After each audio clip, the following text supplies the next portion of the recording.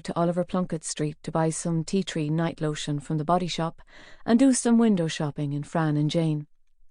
As she walked back to Winthrop Street, she passed Keen's the jewellers, and she looked into the window to see if the diamond bracelet that Fiona Caffrey had wanted so badly was still in its display case. To her surprise, she saw Fiona Caffrey herself standing in the shop, wearing a bright red coat.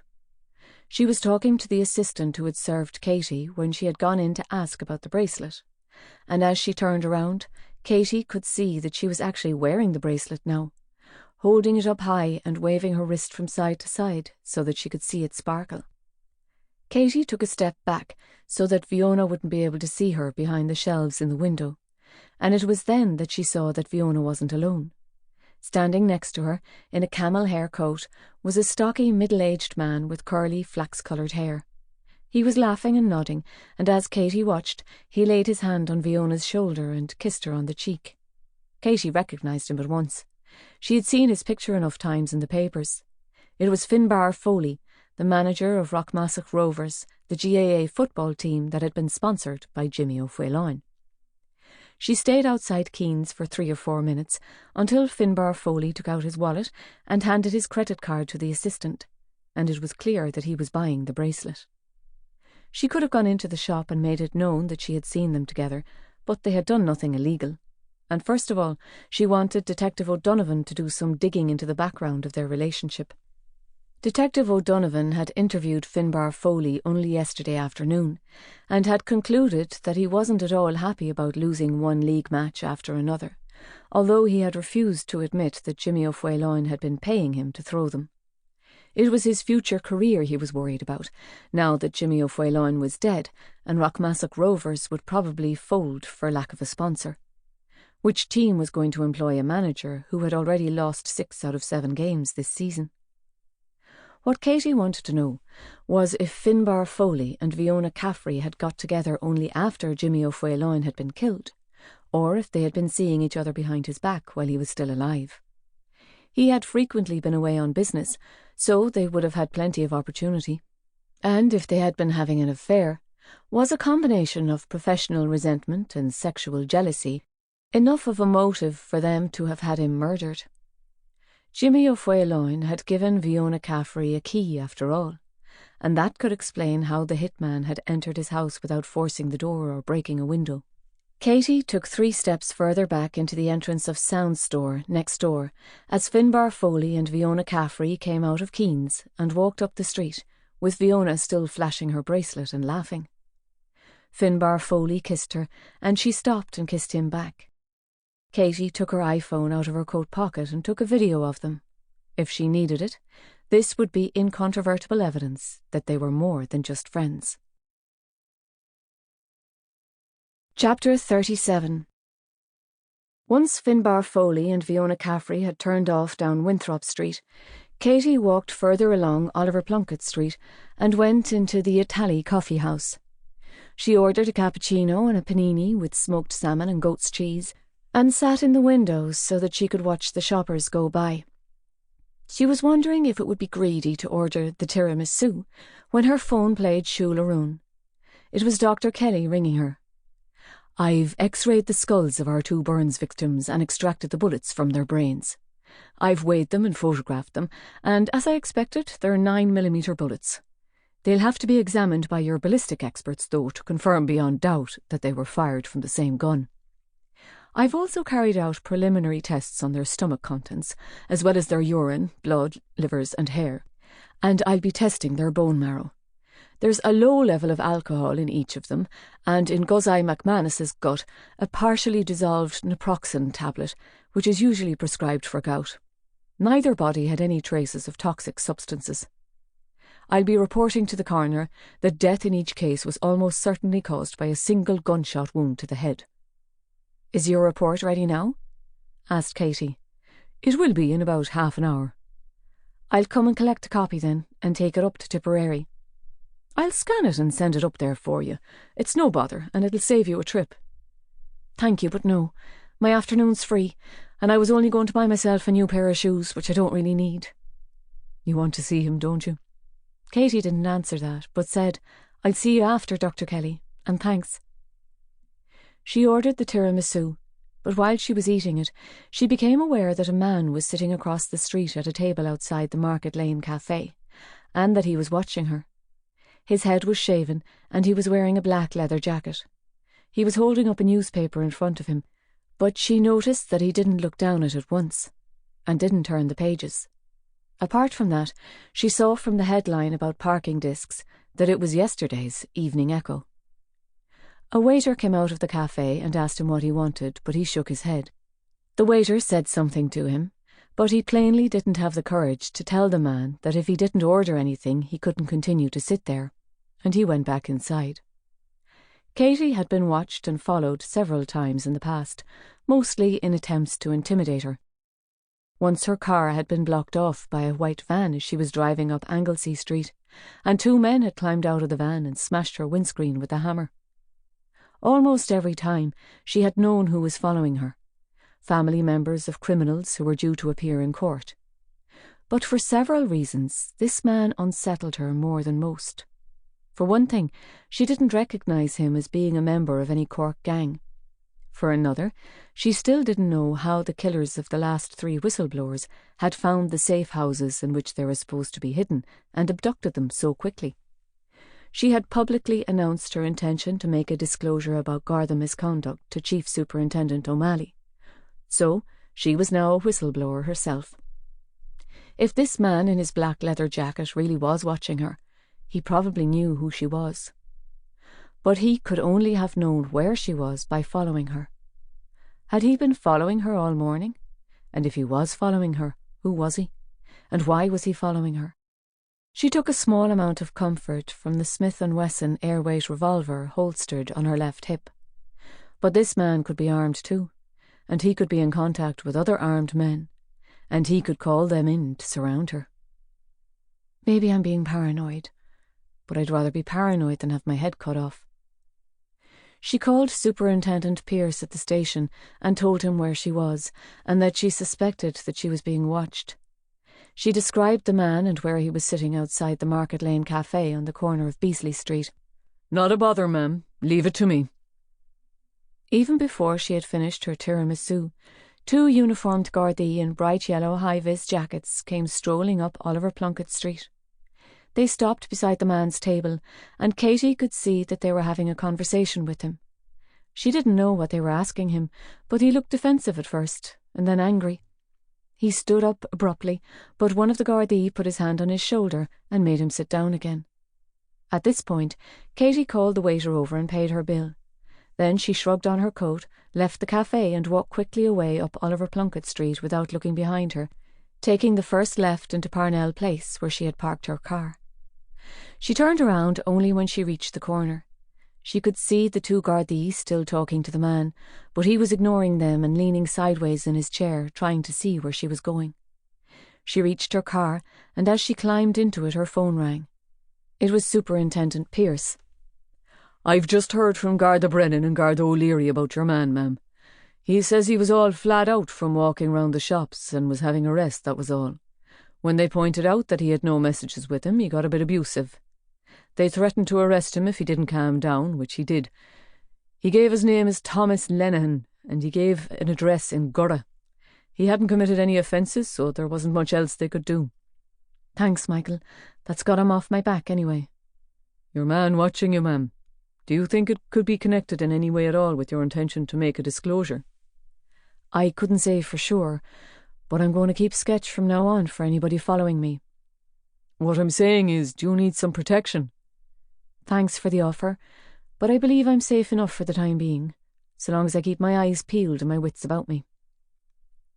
She drove back to CUH and collected the report from Dr. Kelly. "I hope this helps to get your fellow off the hook," said Dr. Kelly. Katie opened the file and quickly read through it. "If it does, I owe you a celebratory dinner at the hayfield." Traffic on the M8 was light, so it took her less than an hour and a half to drive to Tipperary. She parked behind the Garda station on St. Michael's Road and went straight in to see Inspector Carroll. She had warned him that she was coming, so he was sitting at his desk, catching up with some of his paperwork. He was solidly built, Inspector Carroll, with a broken nose. When Katie had first met him, she had thought that he had either been a professional boxer before he joined the Garda, or a thug who had decided to mend his ways. She had later found out that he had studied business and accountancy at St. Patrick's College in Thurles, and had been a champion chess player. If anyone had taught her not to judge people by appearances, it was Inspector Carroll. "I expect you'll be wanting to see Connor, ma'am," he said, tossing down his pen and standing up. "Of course, but I need to show you this first. It's Dr. Kelly's preliminary report on Guzai McManus and Rosella Rooney. It wasn't the fire that killed them. Before they were burned, both of them were shot in the head." "Go away. Serious?" Inspector Carroll took the file and quickly read through it. Then he looked at Katie and said, "Well, this puts a different light on this case altogether. That dog fight at Ballynanty that McManus set up, we raided that late in the afternoon and broke it up." That was where Connor thought McManus was when he went to burn down his mobile home. "That's where he says he thought he was." "Sorry, Inspector, I'm getting a little ahead of myself. You were saying?" "We broke it up, the dog fight, and made a fair number of arrests for possession of drugs and public order offences. But one scummer we arrested for possession of a firearm. His name is Luke Higgins, and we've lifted him several times in the past for minor offences like sulky racing on the motorway and mistreating dogs and ponies and hobbling mobile phones.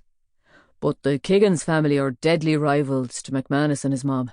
They hold dog fights all over Kilkenny and Laois, and they've been trying to arrange them in Tipperary too." "What kind of a firearm is it?" "A semi-automatic pistol. And yes, it's 9mm. An FEG PA-63. I don't know if you've come across them before, but we've seen 2 or 3 of them lately. They're made in Hungary, and I reckon the IRA smuggled a load of them in." "Did you examine it? Did it look like it had been recently fired?" "We'd had no reports of anybody being shot, so we didn't send it to the Technical Bureau. It has a 7-round detachable box magazine, but there were only 4 rounds in it. We questioned Higgins about the missing rounds, of course, but he said that he had fired them for target practice." "So where is Higgins now?" "Out on police bail until he comes up in court." "Do you have the pistol here? Can I take it back to our ballistics experts?" "I don't see why not. In fact, now I've seen this pathology report, I'd say it was essential and urgent." He went to the open door of his office and called out, "Sergeant Malone, would you go to the safe and fetch me that gun that was taken off Luke Higgins? And its magazine too." He turned back to Katie and said, "Now, why don't you come along and see Connor? I'd love to let him out right here and now, but I'm afraid I'll have to wait until it's proven that it couldn't have been him who shot McManus and that woman of his." Katie gave him a tight smile. "Don't worry, I know it wasn't him." "He did set the fire though." "He's admitted it, hasn't he?" Inspector Carroll led her along the corridor to the cells at the back of the station. "Don't quote me on this, but myself, I would have made sure that McManus was inside that mobile home before he set it alight. The evil bastard. Dogs feel pain as much as we do, and they all have the same feelings that we do, and they have souls. In the eyes of God, McManus was a mass murderer, and he only got what he deserved." They reached the cells, and the duty officer unlocked the door of Connor's cell. He was lying on his bunk reading a dog-eared paperback. When he saw Katie, he dropped it on the floor and stood up, lifting both arms as if he were a penitent, and an angel had descended from heaven to grant him forgiveness. Neither of them said a word, but they held each other tightly, and Katie's eyes filled with tears. Inspector Carroll discreetly stepped out of the cell and half-closed the door, indicating to the duty officer with a batting motion of his hand that he should leave them alone for a while. They hugged and kissed, until at last Katie pushed him away and said, "I've something to tell you, Con. You mustn't get your hopes up too much, not yet, but I might be able to get you out of here." Connor wiped the tears from his eyes with the back of his hand. "Christ on a bicycle, Katie, I hope so. The food in here is shite." They both started to laugh, although they didn't really know for sure if they were laughing or crying. They sat down on the bunk, and Katie told him about Dr. Kelly's discovery that Guzai McManus and Rosella Rooney had been shot. As soon as Bill Finners had a chance to examine the bullets, you could be released on bail. You can't be convicted of killing people who are already dead. But what if the bullets don't match? What if it wasn't this Luke Kiggins who shot them? There's every chance that it was. Who else had a gun and was there at Ballynonty when Guzai McManus decided to leave? Somebody who wasn't there at the dogfight couldn't have known that he had gone back to Ballynock. Maybe somebody at the halting site saw him come back and shot him then. Don't be such a pessimist. I thought you always looked on the sunny side. I used to, but you know what? The sun went in for me that evening at Gilbert's, Katie, and to be honest with you, I don't think it's ever going to come out again. Of course it is, darling. Look at the state of you, la. You might be locked up in a cell, but you could have combed your hair. And, yes. I don't have a friggin' comb, that's the problem, said Connor. Then he gave a little shake of his head and said, What do you mean? Yes. Yes what? Yes, I'll marry you. Connor stared at her, and his chestnut brown eyes filled up with tears again. He was biting his lip, and for a moment he couldn't speak. He put his arms around Katie and held her close and rocked her very gently from side to side, as if they were Leonardo DiCaprio and Kate Winslet on the prow of the Titanic. At last he cleared his throat and sat back and said, Katie, you're a princess. A red-haired, green-eyed princess. I look at you sometimes and I can't believe that you're real, and that you love me. And now you've said you want to be my wife. That's because I do want to be your wife, said Katie. I'll be Mrs. O'Moylia. That means that my initials will be K.O., and I think that's pure appropriate for a detective superintendent, don't you? Knock out O'Moylia. Inspector Carroll tapped at the cell door. I have what you came here for, ma'am. Katie gave Connor one more kiss and stood up. This is just the beginning, Con, don't worry. I'll take the gun directly to Bill Finner and tell him to put his skates on and pull his finger out and make a bust. She left the cell and the duty officer locked the door behind her. Inspector Carroll led her back to his office and took the pistol out of his desk drawer, sealed in a heavy-duty polythene bag. Without a word, he passed her the requisition form and she signed it. I'll be waiting for good news, he told her. Katie picked up the gun and smiled. If it wasn't against protocol, Inspector, I'd kiss you. Chapter 38. By the time she returned to Cork City, it was dark. She drove directly to Anglesey Street and handed the pistol to Bill Finner, who was sitting hunched in his office in front of his computer. He snapped on a pair of forensic gloves and then took the pistol and its magazine out of the polythene bag, holding them up and studying them closely. FEG PA 63. Made by the FEG Army Arms Company in Hungary, and still in use by the Hungarian police. Simple, cheap, and easily concealed under your jacket. They wanted to phase them out after the fall of communism, but they'd made thousands of them. They're still exporting them mostly to America, but a fair few have made their way here. Has Dr. Kelly sent you the bullets yet? She has, yeah. They arrived about an hour ago. My ballistics fellow, Colum, was going to take a sconce at them tomorrow sometime. Well, this could be the pistol they were fired from, and if there's any chance that you could examine them this evening and see if they match. She told him how the Tipperary Gardaí had arrested Luke Kiggins at the dogfight. He listened, turning the pistol this way and that, and sniffing at the muzzle. I'll see what I can do for you, ma'am. Leave it with me. You do that for me, Bill, and I'll buy you one of those e-liquid gift packs. You don't have to do that, ma'am. I've given up the vaping, and I've gone back to the fags. I couldn't stand walking around smelling like a sweet shop. All the regulars in my local thought I'd transgendered. Tired as she was by the time she arrived back at Carrickview, she decided to make her Bloody Mary soup and take it over to her father. It would help to take her mind off Connor and the depressing possibility that Bill Finner's ballistic tests would show that Guzai McManus and Rosella Rooney had been shot by somebody else and not Luke Kiggins. She was sure, though, that she had done the right thing by accepting Connor's proposal. She loved him, and even though he had acted rashly and stupidly by setting fire to Guzai McManus's mobile home, at least he had admitted it, and shown that he was man enough to take his punishment. When she saw Barney hobbling along the hallway to greet her, she was reminded how vicious and sadistic Guzai McManus had been. Both Fulkin and Barney came into the kitchen to watch her as she cut up a kilo of ripe tomatoes and put them into a roasting tin with 2 seeded red chilies and a sprinkling of sugar, salt and pepper.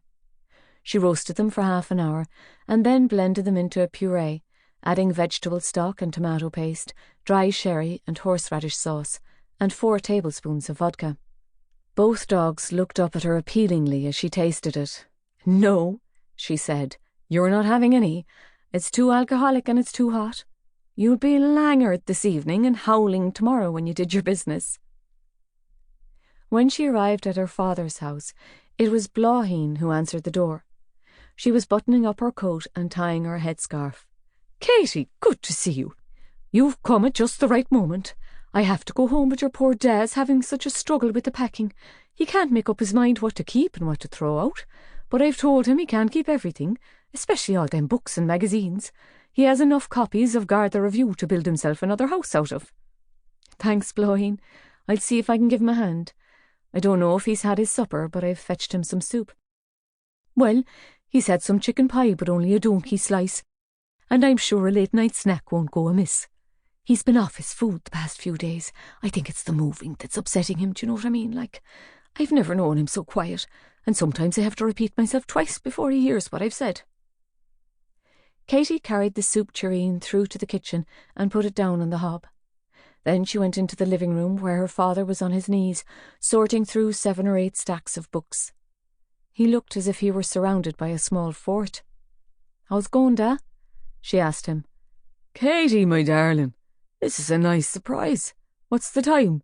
I thought you were going to fetch your new dog over and we were going to go for a walk." "I know, Da, but like I told you, my life's pure crazy at the moment. I was supposed to be having a day off, but it turned out I had to go to Wilton and then up to Tip.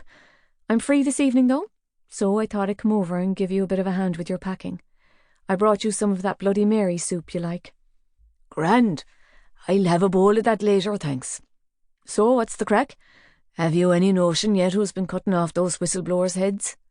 "Not so far. I've never known a case like it.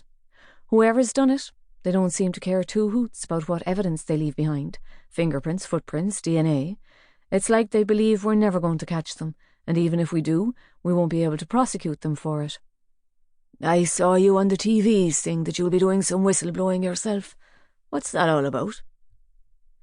"There's a couple of prostitutes in Wilton, and they've been giving their services to Gardaí in exchange for not being lifted. But I'm reporting it to Chief Superintendent O'Malley to see if it'll draw the murderers out into the open. They've killed 5 whistleblowers already. Maybe if I'm a whistleblower, they'll come after me." "Holy Mary, Katie, that's a fierce, dangerous thing to be doing. I don't want to be seeing you without your head." "I can handle myself, Da, and I have plenty of protection to call on if I need it. But I can't think of any other way to find out who they are. The trouble is, I think there's a Garda involved, or maybe more than one. Maybe it's some of the officers who might have lost their jobs if all of this whistleblowing evidence had come out in front of Justice McGuigan." "Serious? You don't really believe that a Garda officer would cut off another officer's head just to keep his job?" "I think there's more to it than that, Da, but I'm not entirely sure what. I'll crack it in the end, but right now it's giving me the headache to end all headaches." Katie was tempted to tell him that she had accepted Connor's proposal of marriage, but she thought she would leave that until the end of the evening when they were more relaxed and were sitting down for some soup. Her father wasn't particularly keen on Connor because he was divorced and had a beard. "I always think that fellas grow beards because they've something to hide." "Tell me now," said Katie, smacking her hands together and looking around. "What do you want me to start packing?" "Over there by the door you'll find 2 piles of old photograph albums. I'm not throwing any of those away. There's cardboard packing cases behind the couch and sticking tape. But pour yourself a drink first, and I won't say no to one myself." Once she had poured herself a vodka and tonic and a Sats for her father, Katie sat cross-legged on the floor and began to pack the photograph albums. She did it slowly, because she couldn't resist looking through them. Here were pictures of herself and her mother sitting on their garden swing, and pictures of herself and her 6 sisters making sandcastles on the beach at Kinsale. Some of the pictures of her mother had been taken only weeks before she died, and Katie sat looking at them in silence. "You've gone quiet all of a sudden," said her father. "How are you going on?" "Oh, sorry. I was just looking at some of these old pictures." "I can't look at them myself. There's nothing hurts so much as seeing pictures of yourself when you were happy." Katie finished packing one case, taped it up, and then went on to the next pile of albums. These were older, bound in worn green leather, and they contained small black and white photographs of her father in his parents' house in Lower Poulnaduff Road, near Cork Lough. On the first page of the second album that she opened, somebody had written, in faded ink, Garda Gloss, 1965 to 1968. She looked through the album, turning each page carefully, and on the third page she found a picture of her grandfather and her grandmother standing behind their garden gate, smiling, both of them shading their eyes against the sunshine. The plaque on the gate said, Garda Gloss. Katie had never been to that house because her grandfather had died before she was born, and her grandmother had moved in with her great-uncle in Ardshonach, so she had never known that it was called Garda Gloss. But Garda Gloss was also the name of the association of older people who had lost 7.5 million investing in Jimmy O'Fuailloin's Equity Sunshine scam.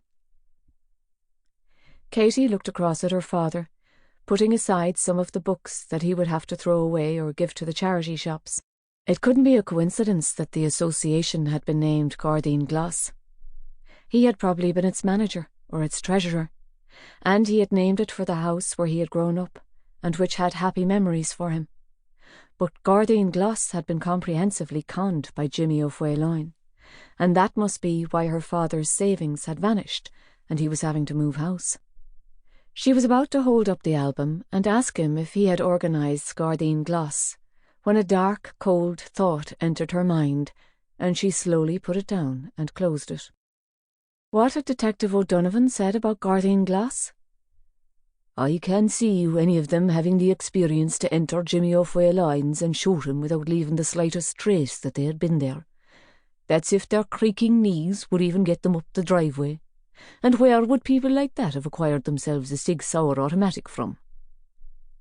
Her father had been trained as a Garda, and he had reached the rank of inspector before he had been forced to resign. He knew how to pick a lock, and how to enter a property wearing forensic gloves and forensic shoe covers so that he wouldn't leave any trace that he had been there. He had been trained as a firearms officer and knew how to use a Sig Sauer automatic because it was standard issue in An Garda Síochána. He was fit these days too. He had been so ill before Blaheen had started to take care of him, but now he went out for long walks and he even played golf so his knees couldn't be creaking. "Oh, Mother of God, don't say he did it. Please don't tell me it was him. Not my own father. I know that he's always had a burning belief in justice, and he and his friends lost all their money. Brian Cooney even committed suicide because he went bankrupt. But when does a burning belief in justice become lethal revenge?" What made her feel even colder and darker was remembering that her father had told her one day, soon after she had graduated from Templemore. She could see him saying it now, as they had celebrated over lunch in the Bonsoon Bar here in Monkstown. She had teasingly told him that now she was a guard, she could protect him. "You'll never need to protect me, darling," he had said. "I can still protect myself. I took a few souvenirs away with me when I left the force, and one of those was my gun." And he had lifted 2 fingers in a pistol gesture. She looked across at him again. Not only had he possessed the expertise to kill Jimmy O'Fuailloin, but the weapon too. He had never showed her his gun, but it would almost certainly have been a Sig Sauer automatic. She decided to say nothing. It seemed impossible that it could have been him. What would he think of her if she asked him directly to his face, "Was it you who shot Jimmy O'Fuailloin?" If he had, he surely wouldn't admit it, and if he hadn't, He would either be angry and offended, or else he would think she was making a joke in very bad taste. Even if she showed him the photograph of the house called Garda Gloss, what would that prove? He would probably say that it was a coincidence and nothing more. After they had packed up all of the books that her father wanted to keep, Katie heated up her Bloody Mary soup and cut some large chunks of soda bread, and they sat down together at the kitchen table. Now that she suspected that her father might have shot Jimmy O'Foyloin, she had hardly any appetite at all. But she didn't want him to think there was anything wrong, and so she managed to finish half a bowl of soup and a heel of soda bread. She couldn't stop glancing across the table at him as she ate, as if he might suddenly come out and say, "It wasn't me, Katie, honest, and I can prove it to you." And she could have burst out laughing with relief. All he did, though, was look back at her and say, "What? Do you have something on your mind?" "No, Dad. I was just thinking about those photo albums and some of the pictures in them. I'd forgotten how pretty Mam was. Of course, when you're a child, you never think of your Mam as being pretty. She's just your Mam." Her father put down his spoon. "I remember how pretty she was. How could I forget? And you're the bulb off her, but don't tell your sisters." Katie decided not to tell him that she and Connor were going to be married. She knew that he would be less than delighted, and she didn't want to upset him and spoil their supper, especially now. She was sure that Connor could be cleared of manslaughter, but he would still be facing the charge of arson and a possible prison sentence, and they wouldn't be able to make any wedding plans until then. Her father started reminiscing about the time they had all spent a week at a holiday park in County Wicklow, and her mother had won a beauty contest. Katie was only half listening. While he was talking, she couldn't stop wondering if he still had his pistol. Perhaps he had disposed of it years ago, but if he had hoarded every copy of Garda Review and every book he had ever read, she thought it unlikely. If he had shot Jimmy O'Foyloin, though, perhaps he had thrown it away as incriminating evidence. He could have tossed it into the harbour, and nobody would ever have found it. On the other hand, whoever had shot Jimmy O'Foyloin had been careful to leave no trace whatsoever of who they were, so if it had been him, perhaps he wouldn't have thought he needed to throw it away. It was questionable that she could obtain a warrant to search his house, because her suspicions were based on such personal and tendentious evidence. And even if she did, and no gun was found, or if a gun was found but it didn't match the bullets that had killed Jimmy O'Foyloin, her father would probably never speak to her again.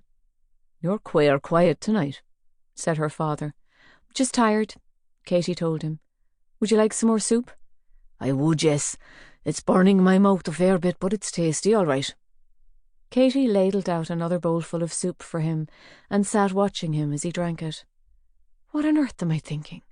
Am I really suspecting that my own father could have shot a man in cold blood, no matter how much he might have believed that he deserved it? Jimmy O'Foyloin had defrauded hundreds of investors, and any one of them would have been delighted to see him killed. And yet, I still want to be absolutely certain that it wasn't my da.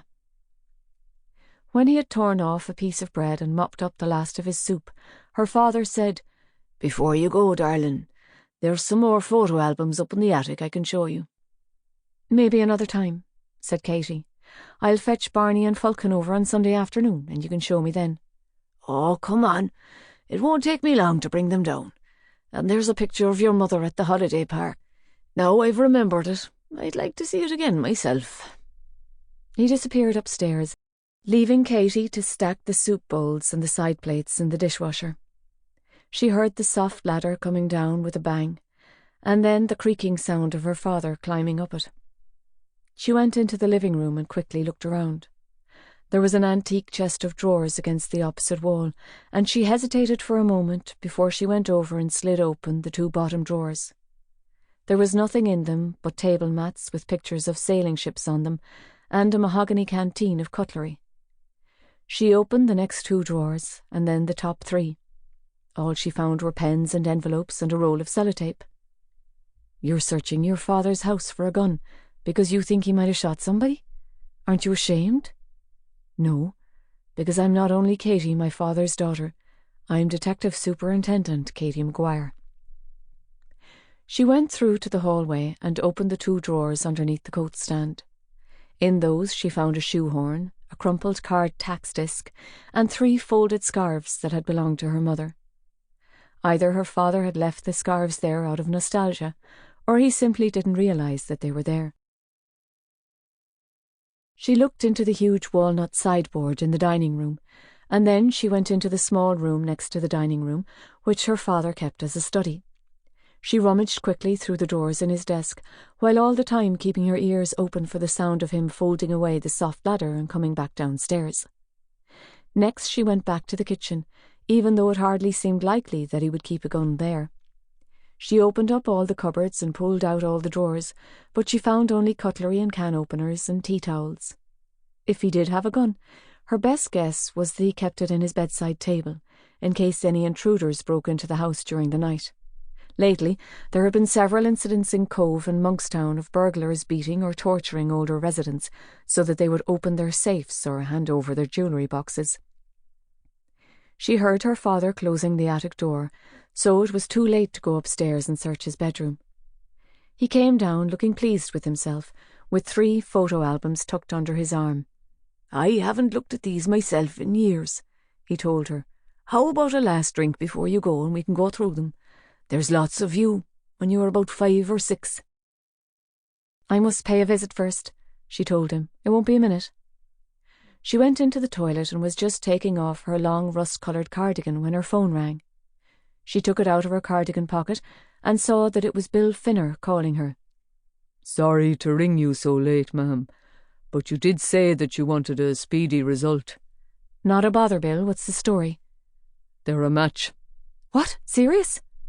"No question about it, ma'am. The bullets that killed McManus and his woman friend were both fired out of that gun you fetched in this afternoon. We test-fired 6 bullets, and when we put them under the comparison microscope, the striations tallied exactly." Katie could hardly believe what he had told her. "Thank God, Bill. You don't know how much of a load that's taken off." "I can imagine, ma'am. I'm pure pleased for you. There'll be a scan of the result waiting for you in your computer tomorrow morning, and if it's okay with you, I'll email one up to Inspector Carroll." "Of course, yes. Thanks a million, Bill. I owe you."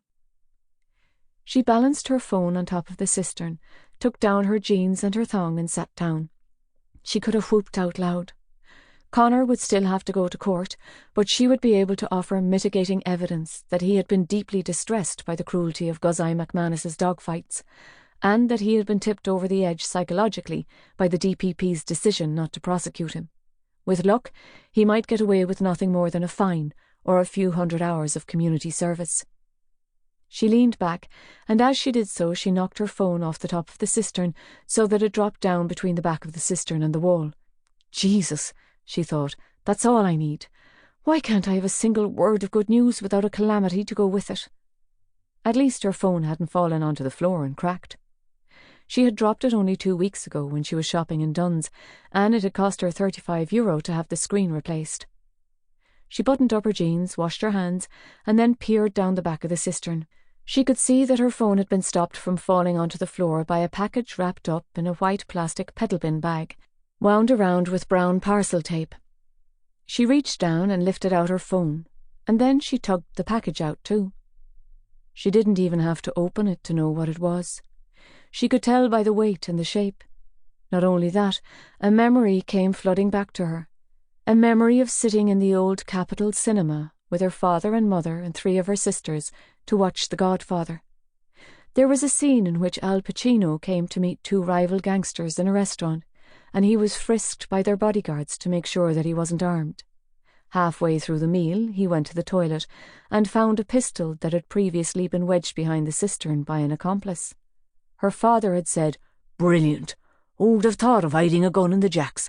I'll have to remember that." She had thought of him saying that several times over the years, especially when she had arranged to meet dangerous criminals herself, such as Eugene O'Bara and Eamon Foxy Collins.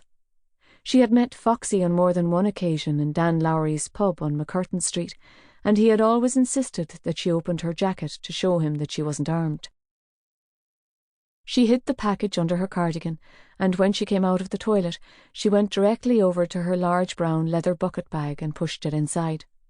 Her father was in the kitchen taking another bottle of Sats out of the fridge, and by the time he came out, she was sitting on the large green Victorian sofa with one of the photo albums on her lap. "I look at some of these pictures and find it hard to believe it was me," she said. He sat down beside her. "We all change, don't we? As time goes by, even though we don't realise it. Look at me there outside Toker Garda station. Innocent. I look like butter wouldn't melt. And all that hair." Katie smiled at him, but she couldn't stop her smile from fading away. "Please, dear God, don't let the bullets that killed Jimmy O'Faolain match your gun." Chapter 39. When she returned home, Katie took Barney and Falcon for a short walk as far as Dock Cottages. She did it to clear her own head as much as to give the dogs a last chance to relieve themselves before they settled down for the night. She desperately wanted to believe that her father could never have shot Jimmy O'Faolain, but if the same leads had suggested that somebody else had shot him, she would have had no hesitation in following them up. It had given her a horrible sick feeling in her stomach, and it drained away all the relief she had felt when Bill Finner had told her that Connor couldn't have shot Guzai McManus and Rosella Rooney. She turned around and was walking back along Corrigg View when she became aware that a car was driving along slowly behind her. There were no other cars in sight, but it was creeping along close to the curb with only its side lights on. She looked over her shoulder at it, and when she did, it appeared to slow down even more. She kept walking, but she unbuttoned her overcoat so that she would be able to pull out her pistol quickly if she needed to. She had no way of knowing for certain if the car was following her, or, if it was, whether it was because of her announcement that she was going to make a protected disclosure about Gardaí visiting the Romanian brothel. There were plenty of other criminals in Cork who wished her harm. But that shaven-headed man had been watching her this lunchtime when she was sitting in a tally, and now that this car was idling along at a walking pace only 23 metres behind her, she was definitely beginning to feel threatened. She had been confident that she could cope with any attempts to abduct her, but now she thought that it might be sensible if she detailed at least one protection officer to keep an eye on her. She called Barney and Falcon, and when they came to heel, she took hold of their leads and held them close. Then she turned around on the narrow pavement and faced the approaching car, with the dog leads in her left hand and her right hand tucked inside her coat. The car stopped. It stayed where it was for nearly half a minute, and Katie continued to stand facing it. It was clear now that they were following her, and if they were following her, they knew who she was, and if they knew who she was, they knew that she could well be armed. She could be bluffing, with her hand in her coat, but maybe she wasn't. She was well aware how dangerous it was to stand here motionless. Whoever was driving the car could be armed too, and she was a stationary target. Her heart was hammering and her breath was steaming in the damp midnight air. They could shoot her in the legs and drag her into the car, and the only witnesses would be her 2 abandoned dogs. She reached into her coat pocket and took out her phone, holding it up to take a picture of the car. Almost instantly, the car's full headlights were switched on, and its engine roared, and it swerved away from the curb with its tyres shrieking, leaving a cloud of rubber smoke behind it. Katie watched its red tail light pass the ferry terminal and disappear from sight. She blew out her cheeks with relief, and Barney and Falcon looked up at her sympathetically. "It's all right now, you two," she told them. "The nasty men have gone. It seems like they were more afraid of me shooting them with a camera than shooting them with a gun." She thumbed her phone and looked at the picture she had taken. All it showed were 2 glaring headlights, although the technical experts might be able to enhance it and read its number plate. It had been a silver or grey Mercedes saloon, she was sure of that. When she returned home, she drew the bolts on the front door as soon as she closed it and fastened the security chain. She switched on the alarm too, which was connected to Middleton Garda station. Usually she put away her revolver in the top drawer in what had been the nursery, but tonight she laid it on her bedside table. Her father's pistol was still wrapped up in her handbag, waiting for her to take it into Bill Finner tomorrow morning, so that he could compare the rifling in its barrel with the bullets that had killed Jimmy O'Fueloin. After she had showered and climbed into bed, she was tempted to take 2 Nitol, but she didn't want to be drugged if anybody attempted to break in. As it was, she fell asleep after only 10 minutes and slept dreamlessly, and didn't wake up until she heard Barney making that thin keening sound in his throat, which meant that he wanted his breakfast. "So, where did you find this one?" asked Bill Finner, once he had cut the Sig Sauer automatic out of its pedal bin bag. "Holy Mary, ma'am, you're fetching guns in thick and fast, so you are. You haven't found a secret IRA arms dump by any chance?" "Do you mind if I don't tell you yet?" said Katie. "If it wasn't the gun that shot Jimmy O'Fueloin, then I want to return it to its owner without any bother. In fact, its owner doesn't even know that I've borrowed it." "Fair play. I'll hand it over to Colm as soon as he gets in, and he should be able to give you a result this afternoon or even earlier. By the way, I sent our report on the FEG off to Inspector Carroll, and he's acknowledged that he's received it." "Thank you, Bill. What would I do without you?" "Well, you'd have a rake of guns and nobody to test them for you." "Oh, here," she said. "Here's something else you can look at for me." She showed him the photograph she had taken of the car that had followed her along Cork View. "Maybe that photographic genius of yours can pick out its index mark." She didn't tell him why she had taken it, because she didn't want any information about what she was doing to spread around the station. If there were any corrupt officers here in Anglesey Street, they would be more likely to reveal themselves by what they knew than by what they didn't. After she had left Bill Finner's laboratory, she went to see Superintendent Pearce and asked him if he could arrange for her to have a protection officer whenever she left the station and outside her home at night. He agreed, although his expression told her that he disapproved of her whistleblowing and thought it was her own fault if she was in danger. "I'm stretched for personnel and my budget's crying out for mercy, but I reckon I can manage it." When she reached her office, she found Detective O'Creen waiting for her. He looked pleased with himself. "What's the form, Carber?" she asked him. "The CCTV from Decky's convenience store. The way it was angled, it couldn't catch any cars coming from Mairview Lawn and heading south onto Glen Heights Road. But the gods must have been smiling on us, because our suspects pulled right slap bang into Decky's forecourt, and one of them went into the store to buy himself a pack of Johnny Blues. So we have clear footage of him and the car, and you can also make out Sergeant Macaulay sitting in the back seat." "That's brilliant. What type of car?" "Mercedes Saloon, silver." "Can you see its index marks?" "Sharp as anything, ma'am," said Detective O'Creen, and it was obvious that he was excited. "That's not the best of it, though, by far. I thought it rang a bell, like the index mark. So I went down to the car pound to check, and I was right. It's the same number as that bashed-up Mercedes that was towed in from Crosser, the one that Farry fella was driving when he crashed into Garda Buckley." "The same?" "Identical. Cork index mark, starting with 162C. I checked it on the vehicle database, and it's a registration that doesn't exist." Katie said, "I think you deserve a bonus for that, Carbra. Well remembered. You've told D.I. Fitzpatrick?" "He's not in yet, but I've texted him. Do you want me to ask Superintendent Pearce to put out a bulletin about it?" "No, not yet. And I don't want you to tell anybody else about it, except for the rest of the butterfly team.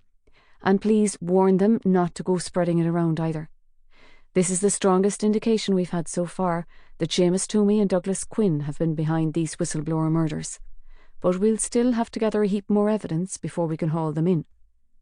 Detective O'Creen frowned sagely. "Right. We'd have to prove that Toomey or Quinn actually owned Ferry's car, wouldn't we? Or at least that they'd lent him a borrow of it." "Exactly. Since both cars have the same fake index mark, it's a certainty that they were stolen. If that's the case, there could be more than one silver Mercedes saloon circulating around the city, all with the same index mark, and we might stop the wrong one." "Well, that's right," said Detective O'Creen. "And even if it was Toomey and Quinn who organised the killings, we still don't have any idea why they should have targeted those Garda whistleblowers, do we? Not all 5 of them, anyway." He paused, and then he said, "I can understand them going after Garda O'Regan, like, do you know what I mean? He was exposing the drug dealers that never went to prison, and some of them were members of their own gang. But why should they have chopped off Garda Wasadden's head just because he complained about racism, or Sergeant Macaulay's? All he was complaining about was knocking pints off licences. Why should Toomey and Quinn have cared about that? That's what we have to find out, said Katie. But you've made some good progress anyway, Corporal. I'll be holding a briefing in an hour or two, and we can discuss how we're going to move forwards, now that we're much more certain about Toomey and Quinn. Once Detective O'Creen had gone, she got up from her desk and walked over to the window. She felt that Operation Butterfly was beginning to come together at last, but she was still convinced that somebody here at Anglesey Street was involved in the murder of those 5 whistleblowers, even if they had only passed information to the killers about the victims' movements. Stephen McQuaid had texted her to say that he had questioned every one of his security staff, but all of them had vehemently denied telling anybody where their safe houses were located, and in any case, most of them didn't know where they were. It was quite possible that one of them was lying and had been paid by the killers, but there was no way of proving it. Katie looked at all the windows in the station and wondered if there was an informer sitting behind one of them, or even a murderer. There was one thing she knew for certain. She would have to proceed with the utmost caution, both in her personal movements and in what intelligence she gave away. She trusted her team on Operation Butterfly, but there were some detectives she couldn't be sure of, and more than a few uniformed Gardaí she didn't know at all except by name. There was a knock at her door, and when she looked around she saw that it was James Gallagher, the forensic accountant, carrying a briefcase. "Sorry to drop in on you without warning, D.S. Maguire. Something's come up and I thought I should show it to you in person instead of emailing it. I was coming into the city in any event to buy myself some new ledgers." "Please sit down," said Katie. "Would you care for a cup of coffee in your hand? I think I'm beginning to come down from my last caffeine high." "A glass of water would be grand, thanks. It's fierce dry work, accountancy. Except for this." He sat down on one of the couches under the window, snapped open his briefcase and took out 3 sheets of paper, stapled together and covered in a clear plastic sleeve, and then a single sheet, also covered in a clear plastic sleeve. "These were sent down to me from Harcourt Square late last night by courier. As you know, we've had 73 books of Jimmy O'Faolain's accounts to go through, and we have a fair few to go yet. We're still struggling with the code he used to identify his clients, but we've called in a cryptologist, Dr. Heffernan from Trinity College, and he's reasonably sure that he can crack it." Murren came in, and Katie asked her for a cappuccino and a bottle of Ballygowan water. After she had gone, James Gallagher passed the sheets of paper to Katie, with the air of a man who has concluded an important peace treaty. "Those first 3 pages were found between the pages of Jimmy O'Faolain's second-to-last accounts book." Katie took them and read the first page. "It's his will," she said. "That's certainly what it looks like, and it supersedes by 3 years another will that we found in his safe. If you look on the second page, you'll see that in the event of his death, he has bequeathed his entire estate after any outstanding tax liability has been paid to the revenue to a certain Miss Fiona Caffrey of Mayfield." "She was his girlfriend. He bought her heaps of jewellery, but when I questioned her, she told me that he never gave her much in the way of money." "He has now he's dead. Well, according to this will, he has. But there's a number of spelling errors in it. There's one example. Sturpies is misspelt as stripes. Most unusual for a solicitor of this calibre. And compare the signature here with his signature on that other page. That's from a contract he drew up in early 2017 with Doherty's Insurance." "The signature on the will is much thicker, isn't it? As if he was pressing hard and writing very slowly. And the F isn't nearly so curly on the will." "We had a graphologist examine it yesterday afternoon, the usual fellow we use in cases of serious fraud. He has no doubt at all that the signature's a forgery, not even a very good forgery. Just to make sure, my colleague contacted the solicitor's office and they confirmed that the last will they drew up for Jimmy O'Faolain was the will that we found in his safe." Katie handed the papers back to him. "The plot thickens," she said. "This means that even if Fiona Caffrey didn't shoot him herself, she knew in advance that he was going to be killed." James Gallagher nodded. You'd be amazed how many fake wills we've seen after wealthy people have met an untimely end. It's not necessarily proof that the beneficiaries of these wills were the ones who did away with them, but it goes to motive. Katie couldn't help thinking about her father. If Fiona Caffrey had forged Jimmy O'Fwayloin's will, there was a strong possibility that she had hired a hitman to shoot him, and that Katie's father was completely innocent. Fiona had been given her own key to the house, and she could easily have had it copied so that the hitman could let himself in without damaging the lock. She began to feel guilty about taking her father's gun. He was her father. He was a former Garda officer, and he was the most sincere and trustworthy man she had ever known. She had enlisted into the Garda herself because she had respected him so much. None of her sisters had shown any interest in carrying on the family tradition, and she had seen that he was sorely disappointed about that, even though he tried not to show it. James Gallagher held up the papers and said, "I'll be taking these directly down to the Technical Bureau to have them examined. You have fingerprints and DNA from Fiona Caffrey, I assume?" "Of course, James. If she wrote this will herself, we'll soon know it." "Well, you know what they say, D.S. Maguire. Where there's a will, there's a way." When he saw the expression on Katie's face, he added, "Joke." Chapter 40. When Michael O'Divlin walked in through the door of the halfway bar, Seamus Toomey held up his left wrist and pointed to his watch. "You're late, Sham. I thought I told you to be here at 11:30 sharp." "Burst water main on Blarney Street," said Michael, sitting down. He didn't mind giving an explanation, but no matter how much of a hold Toomey had over him, he wasn't going to apologise. Gwyneth said, "You look beat out there, Mick. Had a rough night, did you? You should have stayed over with me. If you couldn't sleep, you could at least have made yourself useful." She was wearing a purple roll-neck sweater, and the roll-neck was competing with her fat white double chins. Douglas Quinn was poking away at his iPhone and only lifted his eyes to look at Michael once. Hoggy was sitting next to him, with his arms folded over his belly and his eyes closed. "The Swansea ferry gets into Ringaskiddy at 1:15, said Seamus. "Our man is driving a white rental van from Northgate. It's full of carpets, but of course it's full of Persians too. We just want to make sure that it gets through the dock without being searched." "Sure, like," said Michael.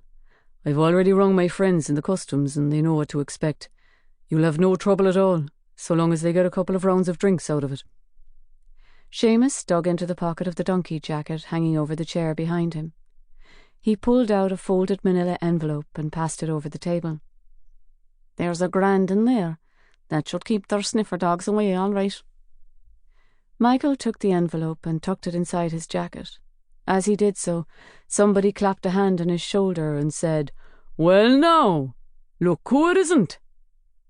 He looked up to see Sergeant Boyle, who usually manned the front desk at Anglesey Street. He was one of those middle-aged men who looked as if they worked out regularly, with bulging biceps, close-cropped grey hair, and a head like a football. "Surprised, are you, Detective O'Divlin?" He grinned, showing 2 canine teeth missing. "Not half as surprised as I am, Head, seeing you here. Stall it for a moment while I fetch the drinks over." He went over to the bar and came back with pints for Seamus and Douglas and Hoggy and himself, and an apple puccini for Gwyneth. "Do you fancy a scoop yourself, Detective? I can't keep on calling you Detective. It's Mick, isn't it?" "That's right, Mick the Dick," Seamus put in. "I'm Christy," said Sergeant Boyle. "You're a detective, so you must have guessed that my dad was mad keen on hurling. If Christy Ring had been a candidate for Pope, my dad would have been the first one to vote for him." "I'm okay for a drink for now," said Michael. "I don't want to turn up at Ringaskiddy smelling of alcohol." Christy dragged over a chair and sat next to him. "I'll be coming along with you to meet the shipment. Not that Seamus doesn't trust you now after your performance yesterday with the chainsaw. I wish I'd been there to see it, but I was on duty." Michael said nothing. He was still disoriented by seeing the familiar face of the Garda desk sergeant sitting in this noisy pub with 2 of the most notorious drug dealers on the north side. This was an officer he waved to almost every morning and exchanged comments about the weather. Seamus said, "Mick, what's the latest crack about Farry and Vincent?" Michael shook his head. I've been given a few days sick leave, so I haven't heard. They'll be preparing the book of evidence against them, and I may have to go in again and answer some more questions. To which you'll be answering no comment? I won't be pointing the finger at you, if that's what you mean. Good man yourself. I can tell you this, Shem. I trust a bent cop 10 times more than I trust anyone else. A bent cop knows the law inside out, so he knows what he can safely get away with. But on top of it all, he has so much to lose if he gets caught. And it's no fun at all for a cop if he gets banged up in prison. He's lucky if he only gets boiling water poured down his throat. Gwyneth said, when you come back, maybe you and me could go round to my place and you could pretend that you're Tommy again, like. Seamus raised an eyebrow at Michael as if to say, you'd better give her what she wants, Shem, or there'll be all kinds of bother. Once Christy had finished his beer, he slapped Michael on the shoulder again and said, Come on, Head, let's get out the gap. We don't want to be late. They left the halfway bar and climbed into a silver Mercedes saloon parked on the pavement outside. A very fine rain had begun to fall, so that the windscreen was misted over. Christy started the engine and pulled away without making a signal, and a driver who was coming round the corner of Baker's Road blew his horn at him. Christy stopped, put down his window, and gave the driver the finger. Have some feckin' consideration next time, you wanker, he shouted out. Then he put down the window and drove off, chuckling. Wanker, he repeated with some relish. They drove in silence for a while, and then Christy said, I know what you're asking yourself, Mick. I don't have to be a feckin' mind reader. Oh yes, what's that then? You're asking yourself, how did a fine upstanding Garda sergeant get himself all tied up with 2 pieces of shite like Seamus Toomey and Douglas Quinn, not to mention that fat gee Gwyneth? Michael said nothing, but kept staring out of the window. If you want to know, my middle son Brendan got himself on heroin. You wouldn't believe the state he was in. He started robbing to feed his habit, first from me and his mam, and then from his friends, and then from the shops, and even breaking into houses. He still ended up owing his dealer a whole heap of grade, and when he couldn't pay him, his dealer had him beaten up so bad that he nearly died. Freddie, his dealer's name was, Freddie Finn. I've heard of him, said Michael. A real piece of work he was. He's not around now, though, is he? No, he isn't, and I'll tell you for why. I wanted to haul him in for assaulting Brendan, but Brendan begged me not to, because there was no proof at all that it was Freddie who ordered him beaten. Freddie would have cut Brendan's mebs off if I'd lifted him, because he knew I was his dad. So I went to Seamus Toomey, who I knew hated Freddie Finn's guts. I paid Seamus, and Seamus said he'd deal with Freddie, and he did, because Freddie was never seen or heard of again, and still to this day nobody knows what happened to him. But after that day, Seamus started asking me for favours, and what could I say? I'm totally stuck, Mick, just like you. I thought that Seamus would only have Freddie knocked around a little, but there's no question he must have had him topped, and I'd paid him to do it. You cut that Bonner's head off, so you're in the same position as I am. If we don't dance to Seamus's tune, you and me, we're both totally buggered.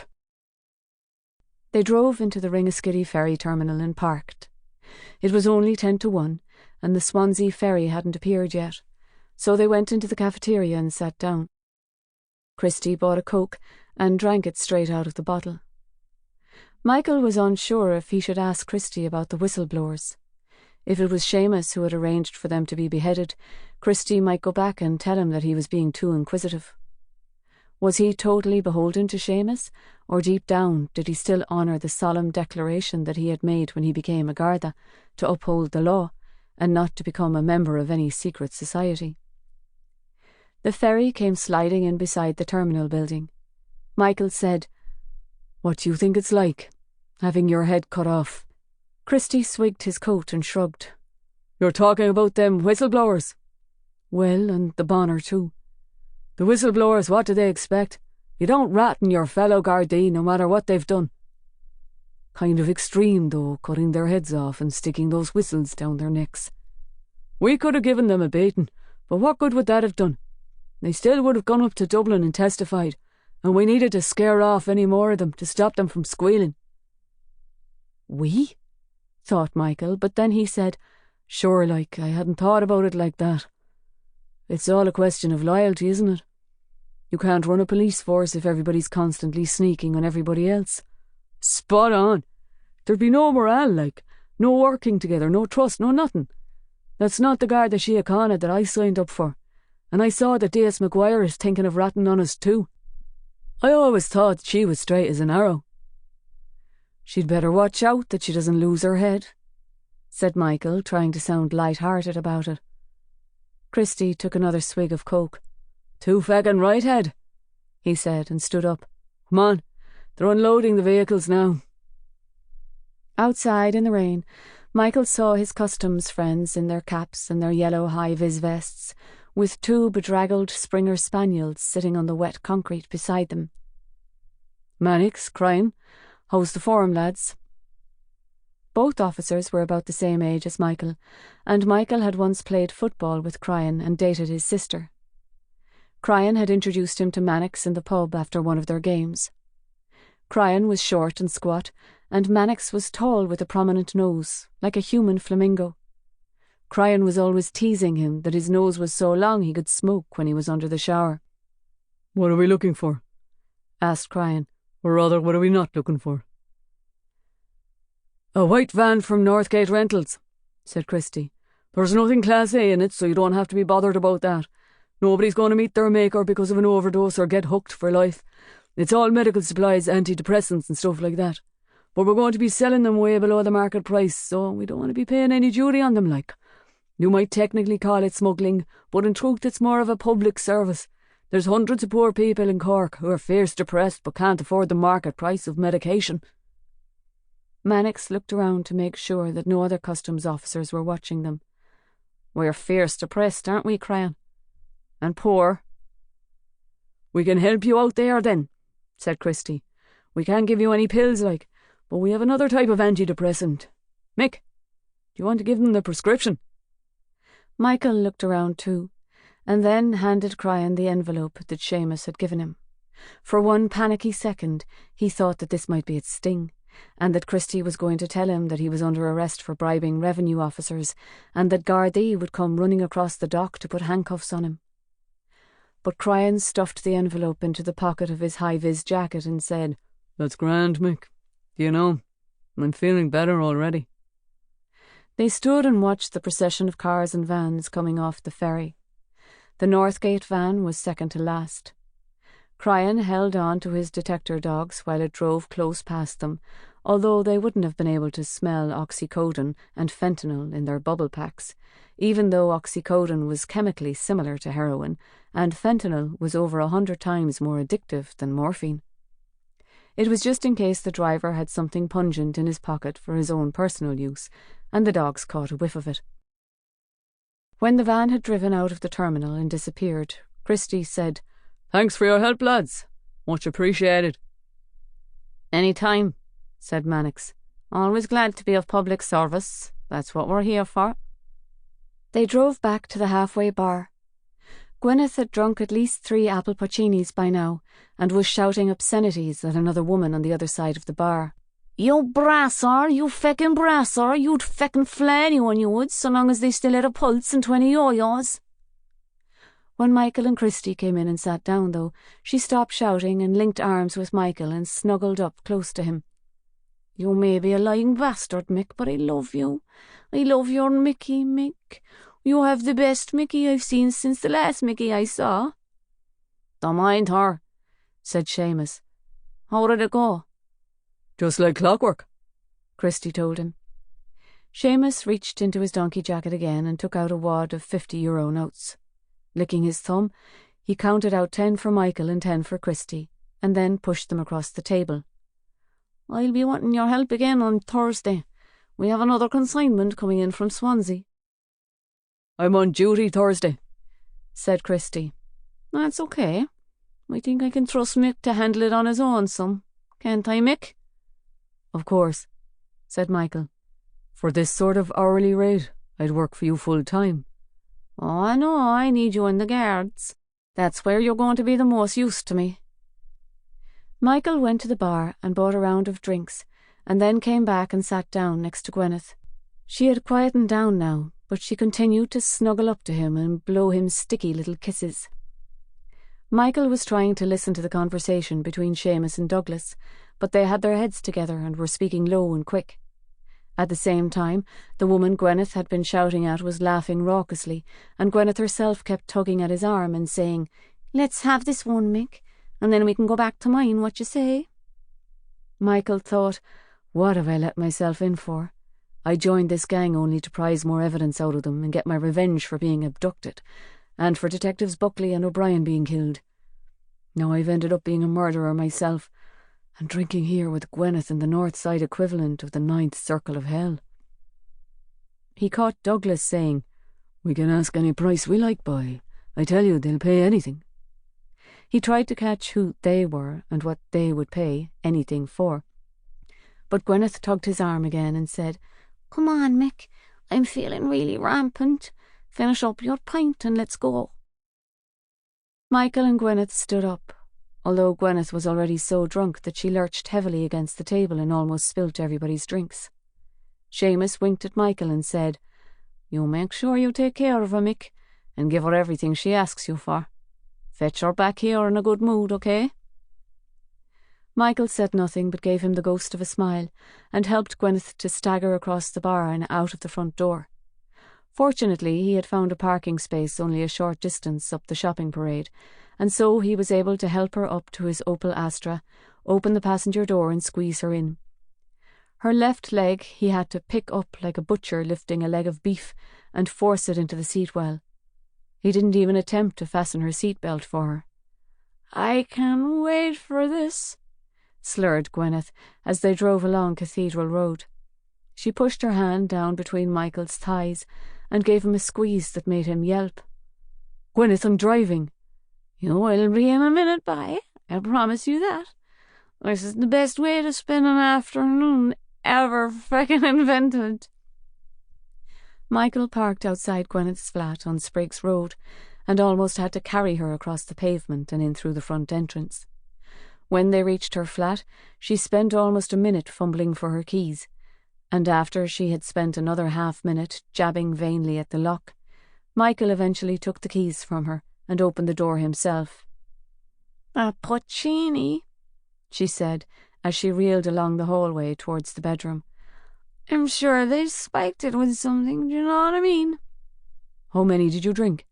Michael asked her. "I don't know, maybe 5, like." "I think that accounts for it then. That's about the same as drinking 10 vodkas. "What are you, some kind of fecking alcohol expert?"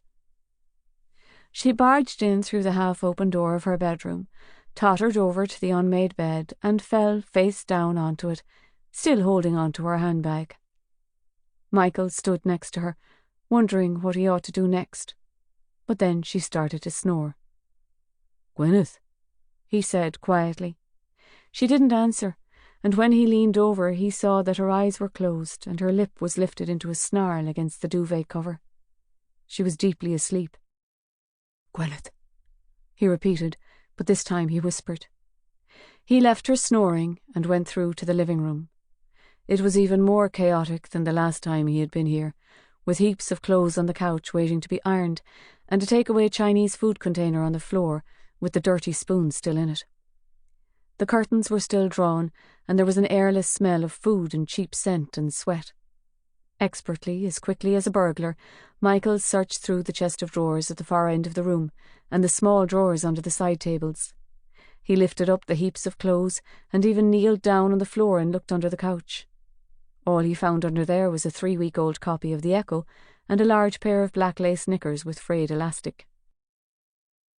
He went back to the bedroom door to make sure that Gwyneth was still asleep, and then he searched the small spare room, which was cluttered with suitcases and cardboard boxes and folded blankets. He opened all the suitcases and all the cardboard boxes and lifted the blankets to make sure that nothing was hidden between them. After checking again that Gwyneth was still snoring, he searched the kitchen. In the cutlery drawer he came across a hypodermic syringe and 3 new needles, but no drugs. The cupboards were stacked with an odd assortment of plates and mugs, and when he looked in the fridge in the corner, he found that it was crowded with leftover takeaway meals and strawberry yoghurts that were well past their sell-by date. He opened the freezer compartment underneath the fridge, and when he realised what was inside it, he pressed his hand over his mouth in shock. There was no food in there, apart from a few stray frozen peas embedded in a layer of ice in the bottom. All the shelves had been removed, and the freezer was packed from top to bottom with white plastic Tesco bags. There were 6 of them, and through the frost that covered one of them, Michael could distinguish the contours of a human face. He wrenched one of the bags out of the freezer, set it down on the kitchen counter and tried to unwrap it. The plastic was frozen solid, so he took a knife from the cutlery drawer, and with 4 or 5 crunches he managed to cut it open. Inside, with his eyes still open, his eyelashes crusted with ice, was the severed head of Sergeant Lacey. He didn't need to unwrap the other bags to know who they were. He took out his phone and took pictures of Sergeant Lacey's head and the other heads that were still crammed inside the freezer. As he was starting to wrap up Sergeant Lacey's head, he heard Gwyneth calling out, "Mick! Mick! Where the feck are you, Mick? Are you still here?" As fast as he could, he bundled up Sergeant Lacey's head and wedged it back between the other heads. He shut the freezer door, dropped the knife back into the cutlery drawer, and swept the few white crumbs of frost off the kitchen counter. Then he opened up one of the cupboards, took down a blue and white mug and filled it with water from the tap. Gwyneth appeared in the kitchen doorway, holding on to the door frame to keep herself upright. "Oh, there you are, Mick. What are you doing in here, for feck's sake?" "I was thirsty, that's all. Just having a drink of water." "I don't feel so good, Mick. In fact, I feel like shite. I'm sure somebody spiked my puccinis." "Why don't you go and lie down? I think you had too many, that's all." "I forget. You're the alcohol expert. But I was never cross-sick like this before." "Maybe it's something you ate. Do you have any Alka-Seltzer?" Gwyneth held her stomach and let out a sharp falsetto burp. Before she could answer, she vomited all over her purple sweater, her double chins rolling with every regurgitation. She vomited again and again, until the front of her sweater was plastered with shining beige sick, and the kitchen floor was spattered with it too. "What in the name of God have you been eating?" Michael asked her. She heaved, and her double chins rolled in accompaniment with every heave. At last she managed to croak out, "Nando's." There was nothing that Michael wanted to do more at that moment than step over Gwyneth's vomit, leave the kitchen, and walk straight out of the front door, never to come back. But the deep frozen heads of 5 Gardaí were packed in the freezer right behind him, and he had to find out who had killed them.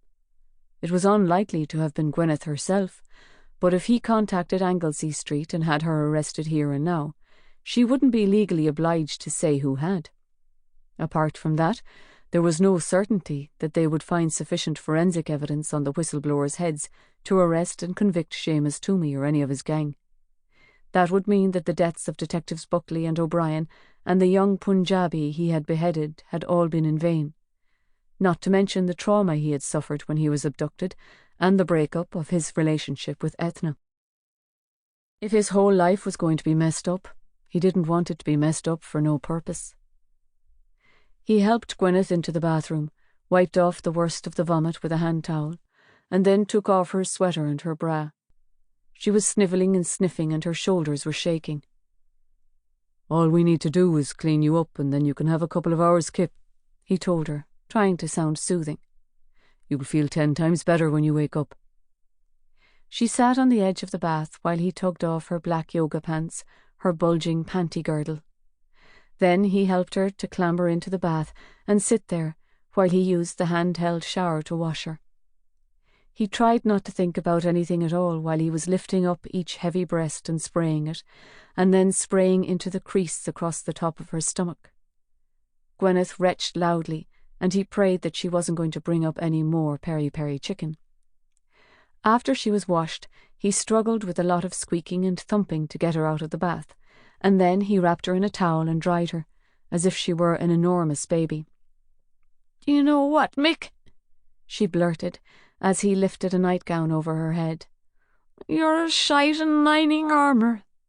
I mean, a night—" "I know what you mean, Gwyneth," said Michael. "Now get yourself into bed and shut your eyes and get yourself some beauty sleep.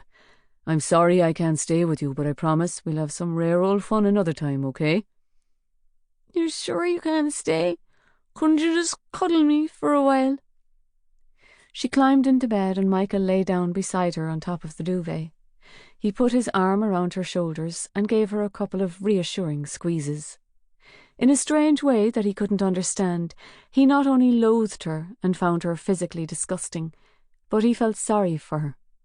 He wondered how different she might have been if she had been brought up by another family apart from the Toomeys, somewhere else apart from Gurnabraher. He thought about those frozen heads too. Why had their killers kept them here? However vengeful they had felt towards those whistleblowers, they must have known what pain and grief their families would suffer if they couldn't bury them with their heads. Then he thought about Sergeant Christy Boyle. How believable was his story about why he was helping Seamus Toomey and Douglas Quinn? Had he really had a drug-addicted son, and had Seamus Toomey really organised a hit to kill Freddie Finn? Freddie Finn had disappeared off the Cork drug scene all right, but maybe he had simply taken himself away to somewhere less competitive, like Scotland or the north of England. And Michael couldn't believe that Christy was the only Garda officer who was behind the whistleblowers being eliminated. After about 10 minutes, Gwyneth fell asleep again and started to make rubbery, puffing noises with her lips. Michael lifted his hand away from her and eased himself off the bed. Before he left the flat, he went into the kitchen and took one last look at the heads in the freezer. He crossed himself and said, "Rest in peace. They've taken your earthly bodies apart, those bastards, but your souls will be whole in heaven." Chapter 41. Katie was writing an outline for her report about the Romanian brothel when Chief Superintendent McCostagoyne came wandering into her office carrying a cup of coffee. She looked up from her computer screen. She could always tell when senior officers like Assistant Commissioner Magorian and Dennis McCostagoyne had something serious to say to her. They would appear in her open doorway trying to look nonchalant, as if all they wanted to do was complain what a whore of a day it was and you wouldn't put a dog out in it. Then they would say, "By the way, Kathleen," and out it would come. "You want me to drop this disclosure?" she said, even before Dennis McCostagoyne could open his mouth. "Oh," he said, trying not to look surprised. "The thing of it is, Kathleen, I'm not only concerned for our public image, I'm worried about your safety. Michael Pearce has told me that he's arranged for you to have protection, but I'm still not happy about you putting yourself in jeopardy like this, especially when there's no real need for it." "Sir, Gardaí are demanding regular sex as a bribe for not arresting 2 brothel keepers, and you're suggesting that we should let them carry on?" "It's not like it's such a great offence, and it's going to cause more bad feeling than it's worth. We're doing everything we can here at Anglesey Street to restore our public image, and this disclosure of yours is the last thing we need." "I'm sorry, sir, but I can't turn a blind eye to it. We can't expect the public to abide by the law if we don't." "Kathleen, I'm worried for you. This could be your last chance." Katie sat back in her chair and frowned at him. "What exactly does that mean?" "It means only that you should be after thinking twice about going ahead with this. If you can tell me the names of the officers who've been visiting this brothel, I'll tell them that I'm wide to what they've been up to, and give them all down the banks. That should put a stop to it. We could even threaten to tell their mots what they've been doing." "I don't think we should be using blackmail to discipline our officers, sir. And I believe this needs to be reported at the highest level, so that every member of the force gets the message that our conduct has to be exemplary, from the Commissioner down to the Garda Reserve." "Aren't you being a little too sanctimonious, if you don't mind me saying so?" Katie didn't answer that. She didn't want to tell him that she wouldn't normally have bothered to pursue a disclosure like this. As he had suggested, she would have thought it enough to reprimand the Gardaí who had been expecting sex from the brothel keepers, maybe suspending them for a while or docking their pay. "If that's all, sir," she said, turning back to her computer screen and poising her hands over her keyboard. "It is for now, yes," said Dennis McCostagoyne. "I'm still hoping that you'll change your mind. Let me know if you do." "Yes, sir." Dennis McCostagoyne stood in front of her desk for a while, holding his cup of coffee, but then he turned around and left. Katie could see Murren standing in her office doorway watching him go. She had obviously heard their disagreement, and she gave Katie a quizzical look. Katie lifted her hand to her and said, "Don't worry, Murren, everything's fine. The chief superintendent is feeling thick today, that's all." Although she was blaming Dennis McCostigoyne for being grumpy, their conversation had left her feeling more than a little upset. She didn't want to argue with him, because he had always supported her, even when he didn't completely agree with her. But she couldn't think of any other way to carry out this investigation effectively. The days were going by, and the media were asking questions about her competence in handling this case, and she was still nowhere near to closing it. She carried on typing, but she had hardly written more than half a page when her phone rang. It was Rhianna Lacey, Sergeant John Lacey's widow, and she was in tears. "Oh, dear God," she sobbed. "What's wrong, Rhianna? Take a deep breath and tell me. Is Aidan okay?" Aidan's not too bad. He'll keep his right foot, and the doctors say that he'll be walking again in 3 or 4 months. But it's not Aidan I'm ringing you about. It's John." She started sobbing again, and Katie had to wait patiently while she recovered herself. At last she said, "I've had a phone call. The fellow who was calling, he didn't get his name, and he said that it would be no good trying to trace where he was ringing from." "What did he say?" "He asked me when John was going to be buried, and when I asked him why, he wanted to know. He said, would I like to bury him complete?"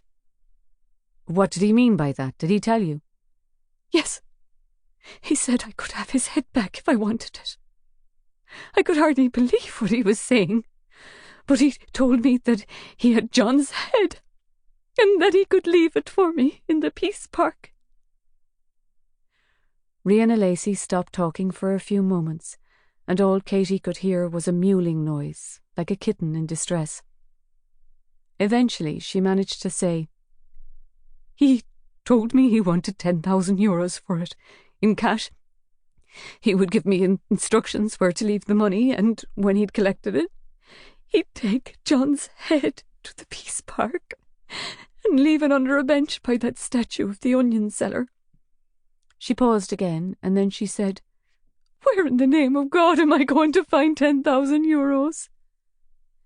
"Try to be calm," Katie told her. "The money won't be a problem. In fact, it could help us to catch whoever killed your John. What did this man sound like? Did he have an accent of any kind?" "It wasn't easy to say, because he was kind of muffled, like he was talking through a handkerchief. But it didn't sound like Cork. I'd say more like Wexford or maybe Carlow." "Did he tell you how to contact him once you'd got the money together?" "He said he'd give me 24 hours, and then he'd ring me again."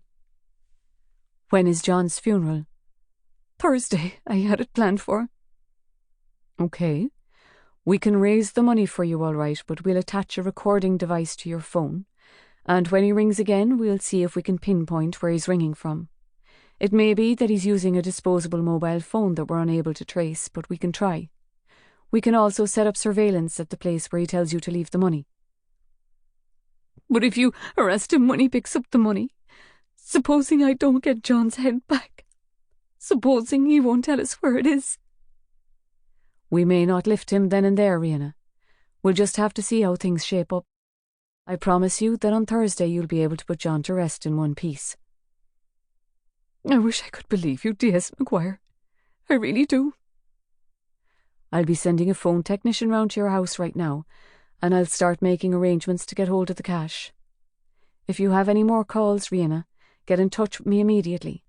Either me or D.I. Fitzpatrick or D.S. Ninu Lawn. And if you happen to notice anything at all unusual, like someone hanging around outside in the street, please let us know about that too." "Holy Jesus, D.S. Maguire! This is a nightmare. This is worse than a nightmare." "I know, Rhianna, but believe me when I say that we're doing everything we can to bring it to an end and wake us all up." Katie rang the communications room up on the top floor of the station, and organised an engineer to visit Rihanna Lacey's house and fit a recording device onto her phone. Detective Inspector Fitzpatrick was out of the station this morning, so she called Kaina and told her about the ransom demand for Sergeant Lacey's head. "I'll bet that's only the first," said Kaina. "They'll be ringing all of those whistleblowers' families, demanding money to get their heads back. 5 heads at €10,000 a head." "I'm sure they will. But for now, can you go to see Dennis McCostagoyne and tell him about Rihanna Lacey's call? And then can you ask him to authorise a withdrawal of €10,000 in €100 notes?" Kaina hesitated, and Katie guessed what she was thinking. This is fierce important, this demand for money to get Sergeant Lacey's head back. Why doesn't Katie tell Dennis McCostagoyne herself? "The chief superintendent and I had a slight disagreement about my whistleblowing," Katie told her. "I think he needs a little time to cool off before I talk to him again. You know what men are like. They can sulk for Ireland." "I'll get back to you, so. If he bites my head off, I hope you have enough grade to buy it back." "Not funny, Kaina. I'll talk to you after." Katie knew that sooner or later Bill Finner would come up to tell her about the tests that their ballistics expert, Colm, had carried out on her father's pistol. But he didn't appear until she had finished the outline of her disclosure and was thinking of going across the road to the Market Tavern for a cup of coffee and a sausage sandwich. "Going out?" he asked her. She already had one arm in the sleeve of her coat. "Will it wait until I've had something to eat?" He gave her the slightest shake of his head. "Colm's tested it now, and it's the same pistol that was used to shoot Jimmy O'Faolain." Katie slowly took her arm out of her sleeve and hung her coat back up on its hook. "There's no question about that?" "None at all, ma'am. The striations match exactly." Katie sat down at her desk. She expected that Bill Finner was waiting for her to tell him whose pistol it was, but she wasn't going to tell him yet. She wasn't going to tell anybody yet, not until she had a chance to talk to her father. "Thank you, Bill. I'll come down and talk to you later." "There's one more thing, ma'am. We checked the pistol's registration mark against the database, as we always do. It's a police mark. We know who it belongs to, or at least who its original owner was. I assume that's how you got hold of it yourself." Katie couldn't stop herself from giving a quick, small shiver. "I see. Well, you're right. It does still belong to its original owner, and yes, that is how I found it. Can I ask you please not to share this information with anybody else just yet? I need to go and talk to him myself." "I have to say that accounts for a lot," said Bill Finner. "Whoever broke into that house and shot Jimmy O'Faolain was a professional and knew exactly what he was doing." "I'm sad to say that I think I know what his motive was too. Jimmy O'Faolain robbed any number of elderly people of their savings and their pensions, and my father was one of them." "I'm desperately sorry to hear that, ma'am. I don't know what else I can say. I wish I could say that Colm's made some kind of a technical error and it's not your old man's pistol after all, but I'm afraid he hasn't, and it is." He gave her a regretful smile and then said, "Good luck anyway. I'll talk to you later." Katie sat at her desk for almost 5 minutes, wondering what she should do. Her phone rang several times, but she didn't answer it, and when Moran came in to see why, she raised her hand and simply said, "I'm not in, Moran. Can you take any messages, please?" She went into the small bathroom at the side of her office and stared at herself in the mirror over the wash basin. She was surprised to see herself looking so placid, as if she had nothing more to worry about than organising this year's station sweepstake. How do you go about telling your own father that you've discovered that he's a murderer? And what do you do then? Handcuff him, like you do all murderers? Without this man you wouldn't even exist. He brought you up, fed you, took you to school, played with you, sang to you, took you on holidays to Dingle, and splashed in the surf with you laughing. How can you now arrest him and lock him up in a cell? She had her mother's face, her high cheekbones and her emerald green eyes, And she had her mother's red hair too. When she was a teenager, people often used to mistake Katie and her mother for sisters. But she shared her father's sense of public duty and her father's refusal to take the easy way out of any situation, no matter how much it cost her. She went back to her desk and picked up her phone. She dialed her father's number and waited. It always took him a long time to answer. "Katie," he said. He sounded oddly querulous. "Yes, Dad, it's me. Will you be at home for the rest of the afternoon?" "You want to come see me, is that it?" "Well, yes, I do." "I believe I know why, Katie. You're too much like me, that's your problem, if you can call it a problem." "I need to talk to you, Dad, that's all." "It's about the gun, isn't it?" Mother of God, he knows I've taken it, and he must have guessed why. "Da," she said, "I just need to talk to you." "I was going to clean it this morning, Katie, but when I looked for it, there it was, gone." "I'm going to come directly down to Monkstown right now. We can talk about it then." "Katie, with you being you, I should have guessed you would work out sooner or later that it was me. You're 50 times too clever by half." "Da, I'm going to put down the phone and jump straight in my car and come down to see you. Just stay there until I get there, and then we can work things out. You're my father and you're my hero. You always were. Just don't think of doing anything stupid." Her father said, "Wait, Katie, don't hang up yet. There's something you need to know." "Da." "No, shh, listen. It was me. You'll be recording this conversation, so you can take this as my confession." "Don't do this over the phone, Da. At least let me come down and you can tell me about it face to face." "No, Katie, I find it easier like this. I don't want to see you looking disappointed in me. You were always my bar of gold, darling. You were the only one who joined the Garda, and look how brilliantly you've done.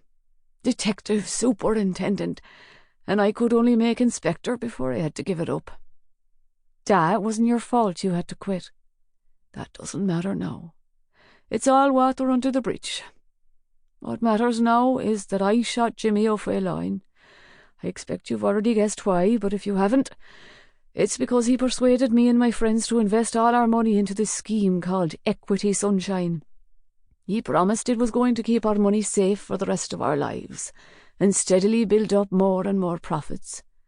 Instead, he robbed us blind of every last cent. And the way that he'd worded our agreement, there was nothing we could do about it. Almost all of us lost our houses, and poor old Brian Cooney committed suicide. And what happened to the saint of Jimmy O'Faolain? Nothing whatsoever, nothing. He was laughing all the way to the Cayman Islands." "Was it Brian's suicide that made you do it?" Katie asked him. She was beginning to get over the initial shock of him admitting that he was the murderer, and now she was trying to talk to him in a much more professional way. He had done what he had done, and nothing could bring Jimmy O'Faolain back to life, God forbid. So what her father needed was moral support and legal guidance. If you were affected by Brian's suicide, that could be a very strong mitigating circumstance when this comes up in court. "You could say that was the trigger," said her father. "Brian and me, we went back years. We were almost like brothers. But what really decided me was finding out that we could all get most of our money back." "Go on," Kate coaxed him. She could sense how this investigation was all falling into place now, and what he was going to say next. She could almost have recited with him, word for word. "Exactly how were you going to get most of your money back?" "I visited Jimmy 6 weeks ago to see if I could persuade him to refund at least some of our investments. He said absolutely not. The companies that he'd invested in had unexpectedly gone to the wall and we'd lost everything. I pleaded with him. I said one of the investors in Equity Sunshine was an 89-year-old widow with nobody to take care of her, and now she was going to have to sell the cottage that she'd been living in for nearly 70 years. Do you know what he did? That Jimmy O'Faolain. He laughed in my face. He laughed in my face and said she probably needed new glasses. She should have read in the small print that she could lose all the money she'd invested, as well as the charge against her property, and that Equity Sunshine couldn't be held legally responsible in any way at all. Is that when you decided that he needed to be killed? No, it wasn't. We were out on his terrace and he went inside to take a phone call. Probably some other poor old unsuspecting pensioner he was going to rob. Anyway, his girlfriend came out onto the terrace. She'd heard us rowing, and when I told her why, I said, "Do you know, I could kill him for what he's done to all the elderly folks who put their money into Equity Sunshine." She said, "Why don't you then?" And I said, "What?" And she said, "Kill him." She said that he'd been treating her bad, slapping her around something brutal and forcing her to have sex when she didn't want it, and stealing money out of her bank account. In spite of that, she was the sole beneficiary of his will, because he didn't have any children and all the rest of the relatives were allergic to him. She said he wouldn't give his money to charity either. He reckoned that if you were poor, it was your own stupid fault for not working hard enough, and he wasn't to blame if you were born in Africa, so why should he pay to feed you? Fiona, that was his girlfriend's name. Fiona said that she couldn't kill Jimmy herself or arrange to have him killed by a hitman. If she poisoned him, it would be obvious at once who'd done it, and she'd never handled a gun in her life. But if I was to shoot him, nobody would ever guess it was me. And after she'd been granted probate, she'd pay me back as much of the money that Jimmy had stolen from me as she could, and pay back all the other members of Equity Sunshine too. A lot of money is tucked away in offshore accounts where nobody can reach it, but I reckoned if I got even half of my investment back and I sold this house, I would have had enough for a decent bungalow, and to live out the rest of my life in comfort. So you decided to shoot him? I wasn't in my right mind, Katie. I was grieving for Brian, and I was grieving for myself for losing this house where I lived for so long with your ma. I thought that Jimmy O'Faolain was the devil incarnate, if you must know, and deserved to die. I look back on it now and I can't believe that it was me who did it. That should help your case in court, Da. How did you get into the house? Fiona had a key cut for me. She also told me the alarm combination, but as it turned out I didn't need it because the alarm wasn't switched on when I let myself in. I couldn't find Jimmy at first. I even went into his bedroom, but he wasn't there. Then I heard him sneezing and blowing his nose, and I knew where he was. Fiona had a key cut for you. That proves that she was an accomplice. She hasn't given me any money yet. She said she didn't know herself where his will was, but his executors would come across it sooner or later, and as soon as she was paid, she'd transfer the money back into my bank account. Da, the NECB accounts have been combing through Jimmy O'Faolain's books, and they've found a will, leaving all his money and all his worldly possessions to Fiona Caffrey. Well, that's grand altogether, but it doesn't make any difference to me now, does it? I won't be needing any money where I'm going, and certainly not worldly possessions. Look, Da, whatever you do, don't despair. I'm coming down to Monkstown now, and we can work out the best way that we can handle this. You'll have to hand yourself in, and you'll be after requiring a first-rate legal representative. I can recommend Garrett Delaney, who's been taking care of Connor for me. Oh, Garrett Delaney. I think I know him. How is Connor getting along, by the way? I'll tell you all about it when I get down there. I shouldn't be longer than 45 minutes if there's not too much traffic on the South Link. There's no point, Katie. Of course there's a point. You've killed a man, but you'll be able to make some very convincing pleas in mitigation. You'll be able to say that Jimmy O'Faolain stripped you of everything you owned and worked for all your life. You'll be able to say that Fiona Caffrey persuaded you to kill Jimmy on false pretences. What do you mean, false pretences? She was going to give me my money back. She swore it. That will was forged, Da. Jimmy O'Faolain never intended to give Fiona a single cent. What? Even if she had managed to lay her hands on all his money, she was working some kind of fiddle with Finbar Foley, you know, the team manager from Rockmassick Rovers. I very much doubt if you and your friends would have had even a sniff of it. Anyway, most of it's tucked away in offshore accounts, so nobody will ever be able to touch it. and any of his assets that we can manage to find will either go to the Criminal Assets Bureau or the Revenue Commissioners." Katie's father was silent. "Da?" said Katie. "Are you still there, Da?" "She took me for a right head the ball, didn't she? Getting me to shoot your man so they could collect all his money but not get hauled in for it. Jesus!" "We'll haul her in, Da, don't you worry about that. Now listen, I'm leaving Anglesey Street right this minute, and I'll be with you before 2:30.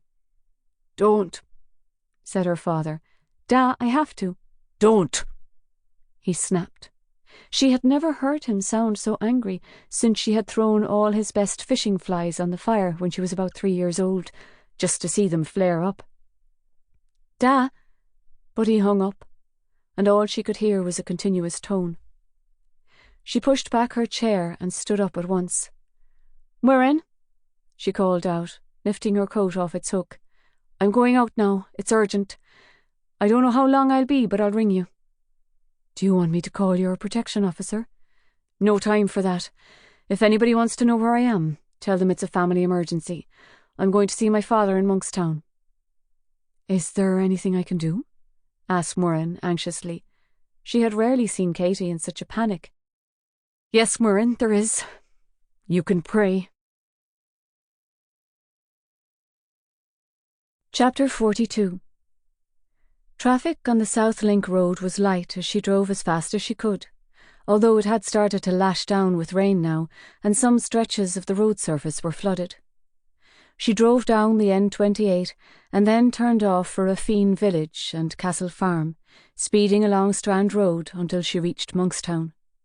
She turned into the driveway of her father's large green-painted 19th-century house, yanked on the parking brake and jumped out. When she climbed up the steps to the porch, she saw that the front door was ajar. She pushed her way inside and called out, "Da? Da? It's Katie, where are you?" There was no answer. She hurried into the living room, but her father wasn't there. On the glass-topped coffee table there was a half-empty mug of tea and a plate of 2 shortbread biscuits on it, and lying on the floor underneath the coffee table she saw his phone. When her conversation with him had ended, he must simply have dropped it onto the floor. She went to the bottom of the stairs and called out again. There was still no answer, so she ran upstairs and went from one bedroom to the next. Her father's bed was still unmade, and his wardrobe door was open.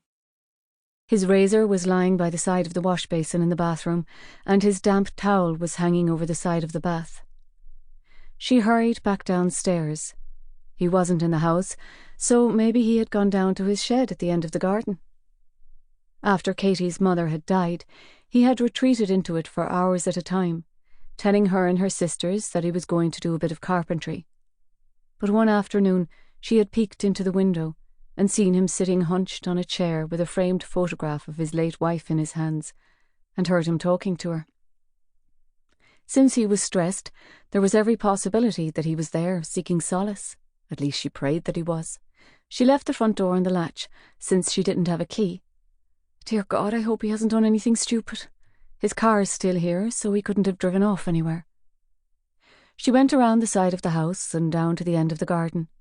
The rain was pattering on the laurel bushes, and water was chuckling from the gutter around the roof of the shed.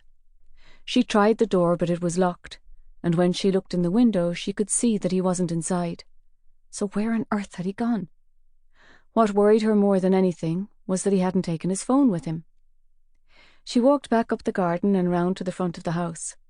She was mounting the steps to the front door when she heard footsteps sprinting across the shingle driveway behind her. She started to turn around, but then she was rugby tackled and thrown down sideways across the porch so that her head was knocked against the corner of the wooden upright. Stunned and winded, she tried to twist herself around and kick back at her assailant, but he was too big and too heavy and far too strong. He was wearing a black balaclava, so that all she could see were his eyes and his mouth. "Get off me, you gowl!" she panted at him, gripping the sleeve of his black leather jacket and trying to tip him back down the steps. But then she heard more footsteps crunching on the shingle, and 2 other men appeared. One of them seized her right arm, while the first man took hold of her left, and between them they yanked her up onto her feet as if she were a little red-haired doll. The third man stood facing her, and he was holding up a sawn-off shotgun. "Detective Superintendent Maguire," he said. "You led us on a right feckin' chase there, girl. We thought we'd lost you back at Carr's Hill." "Who are you?"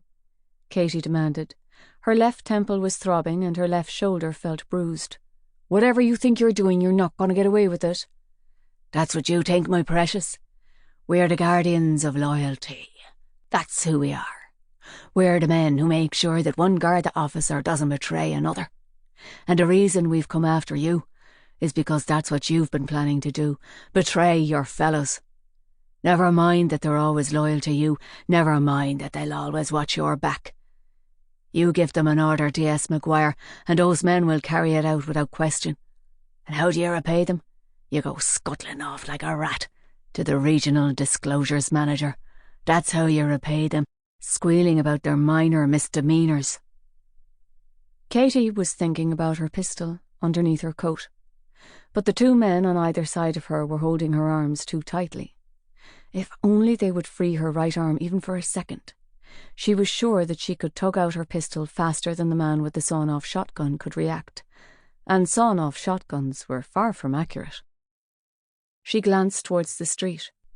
Her father's front garden was surrounded by high yew hedges, and her own car was parked between the open gates, so it would have been difficult for any passers-by to see what was happening, even if there had been any passers-by on this wet and miserable afternoon.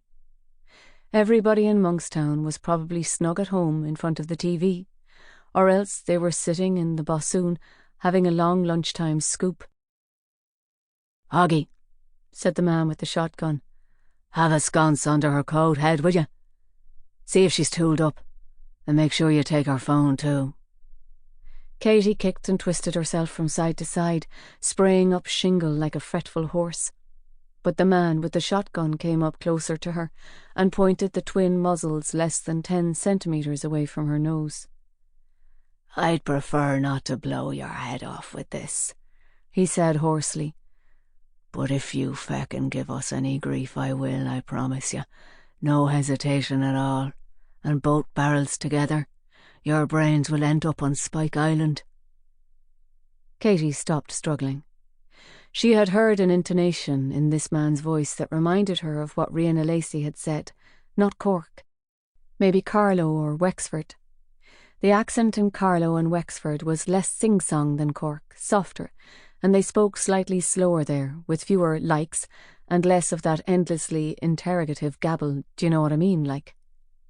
Hoggy must have been the one holding her right arm, because he reached across, unbuttoned her coat and slid his hand inside. He patted her stomach suggestively, and then he found the butt of her Smith & Wesson airweight and yanked it out of its holster. "Would you look at this beauty?" he said, holding it up. "I wouldn't say no to one of these myself." "Keep that one if you want it," said the man with the shotgun.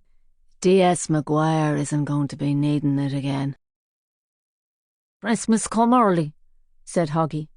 He pushed Katie's revolver into his jacket pocket, and then he patted her coat until he found her phone and took that too. "We can talk," said Katie. "Oh yeah? And what can we talk about? Oh, you've changed your mind about making your disclosure, so that we can give you your popgun back and we can all shake hands and off you go. And then what? As soon as you're safe back at the station, you'll be on the blower to Chief Superintendent O'Malley, sneaking on your fellow officers, just like you always planned to." "You're a guard, aren't you?" said Katie. "It doesn't matter what I am. I'm a man who doesn't like to see disloyalty, that's all. The Garda should be like the Three Musketeers, only multiply that by 4,000. All for one and one for all." "I won't go ahead with my disclosure," said Katie. "I'll give you my solemn word on that." The man tilted his shotgun over his shoulder. "Do you know, if only I could believe you. But I've been given my orders, and I can't go back and say that I went soft and let you go. I can imagine the bollocking I'd get if I did that.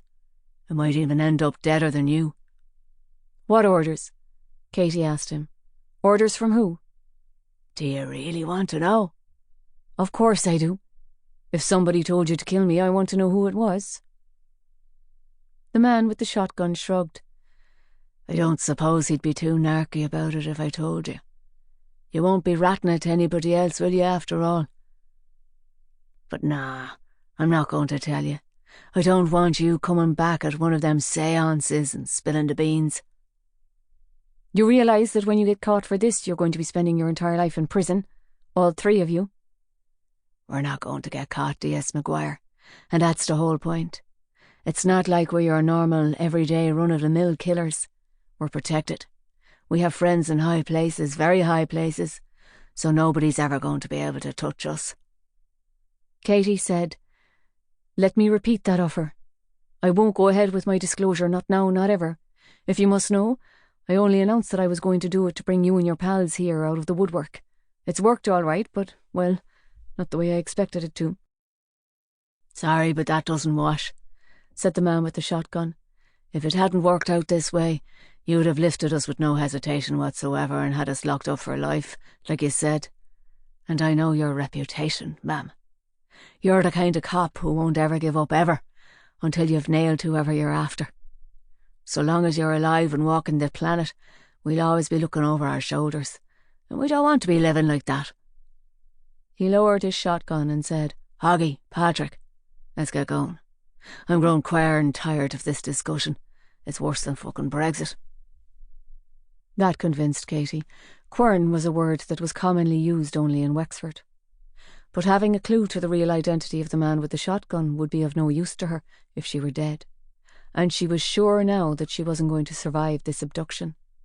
It was a strange, flat, unreal sensation. Nothing like the fear she had felt when she had been attacked by a drug addict brandishing a knife, or shot at, or had a car driven at high speed towards her along Mailer Street. At those times, her adrenaline had surged. As Hoggy and Patrick dragged her out of the front gate, she felt almost as if she were dead already. Chapter 43. A silver Mercedes saloon was parked about 100 metres up the road. Katie recognised the index mark as the same as the car that had been caught on Decky's CCTV. Once the two men had pulled her up alongside it, Hoggy opened the rear near side door and pushed her roughly into the middle of the back seat. The driver had lit a Johnny Blue while he was waiting for them, and the interior of the car was so thick with cigarette smoke that it was almost unbreathable. They drove back into the centre of Cork in silence, except for the driver coughing and sniffing. The rain had eased off, and a ghostly silver sun was visible behind the clouds. They drove along the north side of the river and then turned up Lower John Street into Watercourse Road. They passed the Watercourse Road Garda station, and Katie saw two uniformed Gardaí standing outside talking, but there was nothing she could do to attract their attention, wedged in between Hoggy and Patrick. They reached the Maxall garage and parked outside the warehouse in the back. When he had climbed out, the man with the shotgun hid his weapon under his coat and took a look around the filling station forecourt before he tapped with his signet ring on the Mercedes' rear window to indicate that it was all clear for the rest of them to follow him. He knocked 7 times on the warehouse door, and it was opened up by one of Seamus Toomey's gang with dyed orange hair and a silver ring through his nose. Hoggy pushed Katie inside, and she could immediately smell cigarette smoke and weed. She could hardly believe the crowd that was gathered here. There must have been 40 gang members here at least, with some of them sitting on top of piles of storage boxes to give them a better view. As she was pushed to the centre of the warehouse and looked around, she saw Seamus Toomey and Douglas Quinn, and Gwyneth too, and a few other petty criminals she recognised. But what shocked her was that Gwyneth was arm in arm with Michael O'Dovlin. Michael looked white-faced and strained, and when she turned to him he stared back at her as if he were trying to tell her something desperately important. He mouthed a few words, but she couldn't understand what he was saying, and of course she couldn't go over and ask him what he meant. What was he doing here, with Gwyneth Toomey of all people? Had he come here because Gwyneth had forced him, or had he come here to enjoy seeing his detective superintendent executed? His behaviour after he had been rescued from his abduction had been so out of character, refusing to give evidence against Farry or Vincent or Seamus Toomey, Maybe they had brainwashed him into joining their gang, like a young Muslim being radicalised to join ISIS. The man with the shotgun laid down his weapon on one of the packing cases, and then he went over and joined Seamus Toomey, pulling off his balaclava as he did so. Hoggy and Patrick took theirs off too, and all three of them lit cigarettes. "Good man yourself, Christy," said Seamus. "I'd say the head honcho owes you a bonus." "It's kind of a shame," said Christy. "She might be a holy Joe, but she's a Bior." Seamus Toomey came up close to Katie with a smile that was half indulgent and half contemptuous. He was only about the same height as she was, but his bald pink head was disproportionately large, and it reflected the fluorescent lights on the ceiling. His citrine eyes made Katie feel that she was being confronted by a reptile or an alien rather than a human being. "You made a feckin' hames of this one, didn't you, Detective Superwoman Maguire?" "I've already told your man that I'll drop my disclosure if that's what you want. I don't know what else I can offer you." "It's too late now, darling. You know who we are now, and how we've been dealing with all them other whistleblowers. Myself, I don't give a thinker's shite if you shades want to sneak on each other. Christy there, he takes all that loyalty malarkey kind of personal, but then he's a shade himself, so he would do. But so long as you mind your own beeswax and leave me alone, I'm easy. I am only in this for the grade." "So who's paying you?" "You don't want to know that. For starters, you don't want your last minutes in this life to be filled with disappointment, do you? You should be thinking of the good times you've had, you know what I mean, like. You've had happy days, haven't you? Hollier's birthdays, Christmas, the first time some boy kissed you. Think of them." "You're sick," said Katie. "That's the only word I can think of to describe you. Totally, utterly sick." Seamus pulled a self-deprecating face. "I'm sorry you feel that way, Detective Superwoman Maguire. It would have been grand if you and me could have been buddies, but I suppose, under the circumstances, there was not too much chance of that." Hoggy called out, "Gangway!" and the gang members who were standing in a semicircle behind Seamus suddenly stepped aside so that Hoggy could come forwards with his chainsaw. Katie closed her eyes.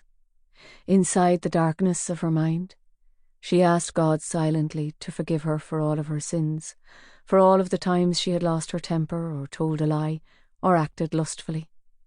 She had already confessed how coldly she had treated her lover, John, after he had become disabled, and how she and Connor and Kaina had spent one passionate night together in a threesome, but now she confessed those sins again. She also confessed a sin she had never admitted to anyone, even God, that she had stolen Blonnet Byrne's charm bracelet when she was in high babies. She heard Hoggy tugging at the chainsaw's pulled cord, and she opened her eyes. The expression on Michael O'Dovlin's face was one of absolute horror, but next to him Gwyneth was grinning fatly, and every now and then she tugged him closer to her. "You'd find it a whole heap more comfortable if you was to kneel down," said Seamus. "You could pretend to yourself that you were at Mass now, couldn't you? Having a last final pray." Katie remained standing, so Seamus leaned closer to her and said, "If you don't kneel down voluntary like, we'll have to force you down. And we don't want to be looking like bullies now, do we?" "Tell me who told you to do this," said Katie. "Even if I can't tell anyone here on earth, I'll tell God, so that he never allows them into heaven." "That's fierce vindictive of you," said Seamus, in mock disapproval. "If that's your intention, then I'm not going to tell you for sure. Christ on a camel." Abruptly, the chainsaw started up, drowning out whatever he said next. Hoggy came up to them, holding the chainsaw at a 45-degree angle and letting it run at a burbling idle. Katie knew now that there would be no escape. All her life, this was the way she had been fated to die. Because she had worshipped her father so much, she had joined the Garda, and because of her dedication to the force, she had been promoted to detective superintendent. But every day of her life, every time she had climbed out of bed and dressed and gone to Anglesey Street, every time she had arrested a criminal or laughed at a joke or gone to lunch or kissed Kaina, it had all been leading to this. She got down onto her knees and pulled down the collar of her sweater. If she couldn't escape it, let it be over as quickly as possible. She had wondered if it would hurt, having her head cut off. And now she was going to find out. Seamus laid a hand on her shoulder, and over the sound of the idling chainsaw he called out, "Mick, here, Mick the Dick." Michael said, "What?" And he pointed to himself like Robert De Niro in Taxi Driver. "Come here, Mick. I think you should be doing the honours here since you're a dick, and this lovely lady is the super dick." There was laughter around the warehouse, and several of the gang whistled their approval and kicked their heels against the packing cases they were sitting on. Michael vehemently shook his head. "No, no," he said. "Not her, I couldn't." "Come on, Mick, what do they call it? Poetic justice, that's it. This is your chance to get your own back for all the time she made you stand out in the rain doing some crappy job that came to nothing at all. Don't tell me she didn't make you do that." "No," said Michael. "I just couldn't." "But you're practically an expert now, Mick. The way you topped that bonner, that was savage." Hoggy revved up the chainsaw, grinning at Michael, and it was then that Seamus went over and nudged Douglas Quinn. "I couldn't, honest," Michael repeated, holding up both of his hands. But Douglas drew out his black check automatic pistol and pointed it at Michael's head. "Your choice, Mick," said Seamus. "This'll prove how loyal you are, no question at all. If you do this for us, you'll be a fully fledged 110% member of Full a Heron." "I thought I was already, Seamus. Jesus." "Let's say that you're on probation, remember. Now, if you take off Detective Superwoman's head, there won't be any doubt at all. Patrick, do you have that tin whistle, Patrick? You'd best not have lost it." Patrick came forwards and produced a shiny low-D tin whistle out of his jacket. Seamus took it and held it up. "There, Mick. I'll even let you stick this down her neck. I bought this myself this morning, yes, bought it, and they're feckin' dear too, these whistles. Nearly 100 yo-yos that cost me. I couldn't hobble it because the fellow in the shop was keeping such a close eye on me." Douglas continued to point his pistol steadily at Michael's head, his left hand supporting his elbow. Michael turned around to appeal to Gwyneth, but Gwyneth said, "Go on, bye, you can do it. If you do, I'll give you the time of your life tonight, I promise you." Michael hesitated for a moment, and then he held out his hands so that Hoggy could pass him the chainsaw. He revved it once or twice without turning to face Katie, but then he squeezed the throttle to run at full speed and stepped up close to her. She glanced up at him only once, and then she leaned sideways a little so that she could see Douglas standing behind him with his gun against the back of his head. Mother of God, what choice does he have? What would I do if I were him? "Michael," she said, although the chainsaw was roaring so loudly that she doubted if he could hear her. "Michael, I forgive you." She closed her eyes again. She could hear and feel the chainsaw coming nearer, and she tilted her head back so that he would be able to make a clean, fast cut through her neck. "Ma'am!" screamed Michael.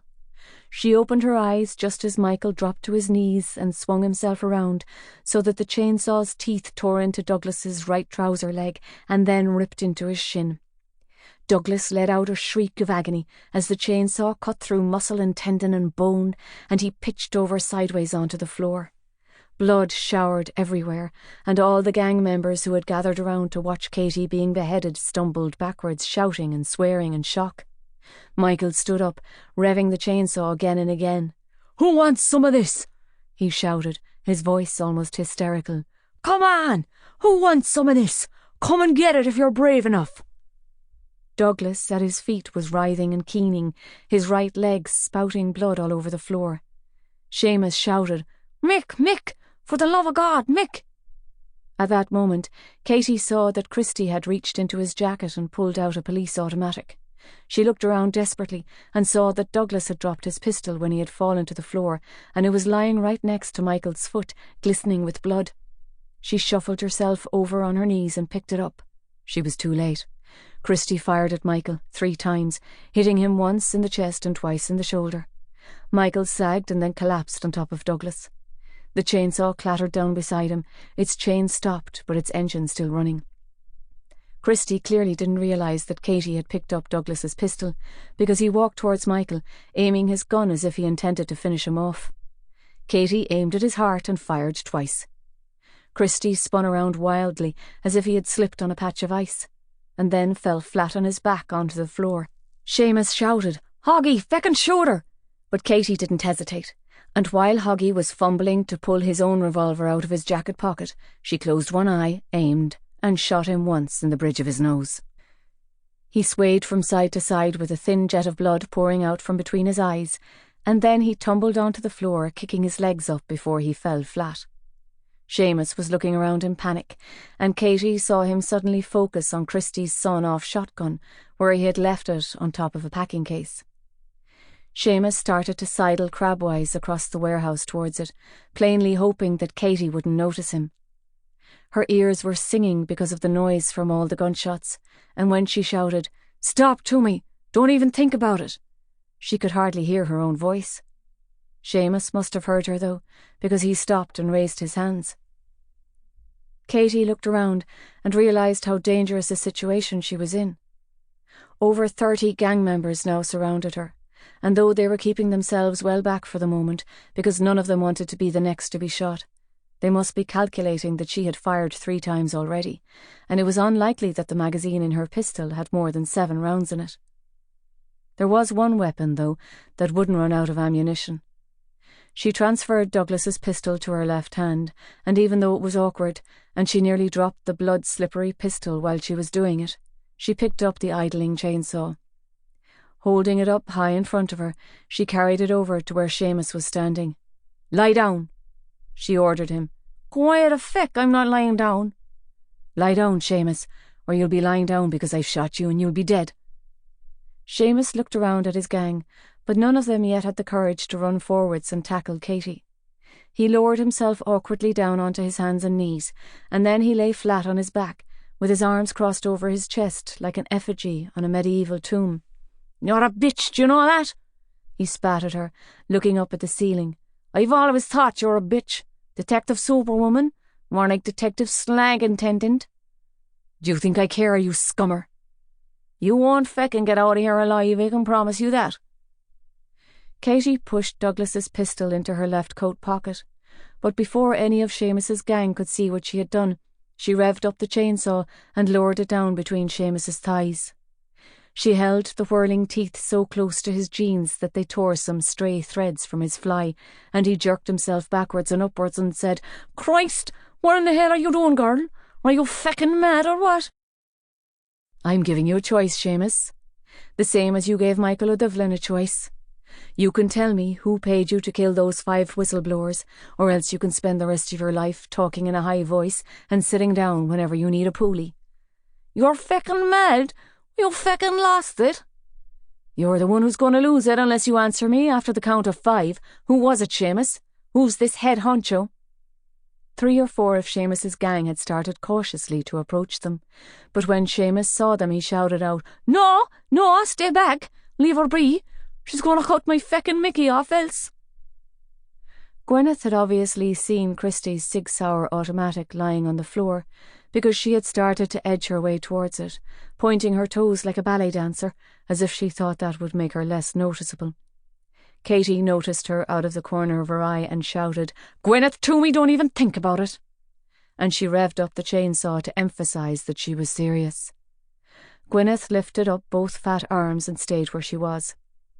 Katie eased her grip on the chainsaw's throttle, but she still held it close to Seamus's fly. She leaned over him and said, "I'm giving you no more time, Seamus. If you don't tell me right now who's been paying you to murder all these whistleblowers, that's it. You're a eunuch." Seamus shivered, and then he lifted his head and gave her a name, although he spoke so quietly that she couldn't hear him, and she had to tell him to repeat it. When he did, she stared at him in shock. "You're cotting." Seamus shook his head violently from side to side. "Do you honestly think I'd cod you when you're threatening to chop my feckin' mebs off? Get serious." Katie looked around again. Seamus's gang were growing restless, and they were starting to inch towards her. There were 3 guns that they could go for. Christie's automatic lying on the floor beside his body, Christie's sawn-off shotgun still lying on top of the packing case, and her own revolver, which was still in Hoggy's jacket pocket. She couldn't hold this chainsaw over Seamus indefinitely, so how was she going to escape from this warehouse unscathed? She looked over to Michael, lying face down on the floor. His eye was open, but she could see that he was dead. Douglas Quinn was lying on his side next to him, and he was white-faced and unconscious. If he didn't receive immediate medical attention to stop his fibular and tibial arteries from bleeding, he would probably die too. Katie was still calculating how she could drop the chainsaw, pull out Douglas's pistol and escape from the warehouse before one of the gang shot her, when she heard a tremendous banging at the door. There was a second's pause, but then it was repeated and a voice shouted, "Armed Garda, open up! Open up now!" The gang members panicked, like a room full of terrified children. Some of them dragged packing cases over to the blacked-out windows and tried to force them open, although they were locked. Others circled and stumbled around, not knowing what to do. One of them managed to smash a window with an old steam iron that he had found on the floor, but he was too late. The warehouse door flew open, and 5 Gardaí in helmets and black flak jackets came bursting in, 2 of them holding machine guns. "Armed Garda! Armed Garda!" they screamed, running towards the gang members. "Lie down on the floor, all of you! Do it now! Face down, flat on the floor! You! Get down from the window, flat on the floor!" A sergeant came up to Katie, pointing a pistol at her. "Switch off that chainsaw!" he screamed at her. "Switch it off and drop it! Then lie down on the floor!" Katie switched off the chainsaw and threw it aside so that it bounced. Then she lay down flat on the gritty concrete floor, with her arms spread wide. She could identify herself after the officers had rounded up Seamus's gang and called for an ambulance for Douglas Quinn. She turned her head sideways and saw Gwyneth lying only 3 metres away from her, her bosom and her belly squashed against the floor so that she looked like a stranded porpoise. She was scowling at Katie and mouthing something that was more than likely a devastating curse. At that moment, though, she heard Kaina's voice. "D.S. Maguire, ma'am, it's me. It's okay. You can stand up now. Here, let me help you." Katie took Kaina's gloved hand and climbed onto her feet. Her fingers were still bloody from Douglas's severed leg, and her coat was heavily blood-stained too. Kaina was wearing a helmet and black body armour like the rest of the Gardaí. She called over to the sergeant. "It's all right, Sergeant, she's here. D.S. Maguire." Then, "Jesus, Katie, look at you. Are you hurt?" "No, thank God," said Katie. "This is what you might call peripheral damage." The sergeant came over, lifting up his tinted goggles. "You're not injured, ma'am. Sorry for bawling at you like. Procedure." "You're grand altogether, Sergeant. I totally understand." 3 paramedics entered the warehouse, and then more Gardaí, all wearing high-vis jackets. One by one, the gang members were told to stand up and file out of the warehouse. "How did you know I was here?" Katie asked Kaina. "After you went scooting out of the station, I kept trying to ring you. I must have rung 5 or 6 times, and when you didn't answer I knew something was wrong. So I went upstairs and had the communications fellows check out Gwyneth Toomey's phone for me. They traced 3 calls from Monkstown, which of course was where you'd gone off to." "They followed me there, would you believe?" said Katie. "My father wasn't at home, and as I was leaving they jumped on me." "Well, I made a wild guess at what might have happened to you," Kaina told her. "We pinpointed Gwyneth here to this building, and not 10 minutes after we'd done that, the manager from the Maxwell station rang 112 because he'd heard shots. He'd been in the army himself, so he knew what they were. I've never seen an armed response team scramble so fast." "Well, thank God," said Katie. "Come here, and I'll get you out the gap, ma'am." Katie looked down at Seamus Toomey. He was still on the floor, although he had turned himself over now and was lying face down. She thought of so many things she could say to him, but all that mattered now was what a judge said to him once he had been convicted. The low-D tin whistle was lying on the floor beside him, and she bent down and picked it up. "Take me to Anglesey Street, could you please?" she said to Kaina. "You sure? I could take you up the Mercy for a check-up if you like, or home if you'd rather." "No, Anglesey Street. I have some business I need to attend to. I'll tell you what it is on the way. Chapter 44. The desk sergeant stared at her as she walked across the reception area in her bloodied coat, with Kaina close behind her. But she went directly to the lifts and spoke to no one.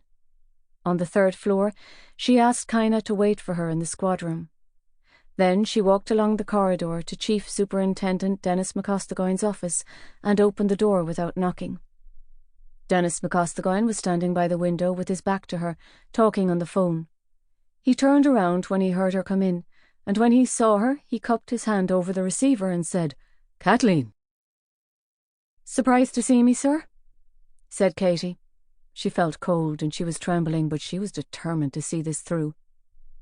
"Or is it more like you're shocked to see me? Or stunned?" She approached him, holding up her bloody hands and turning them this way and that. "Who are you talking to, sir? Ger O'Connor's arranging my funeral? Aren't you getting ahead of yourself, sir? Jumping the gun, so to speak? Or should I say jumping the whistle?" Dennis McCostagoyne lifted his phone again and said, "I'm sorry, Dan. I'll have to ring you back. Something's come up." "How right you are something's come up," said Katie. "Somebody's risen from the grave to come and haunt you, except that she never quite made it to the grave."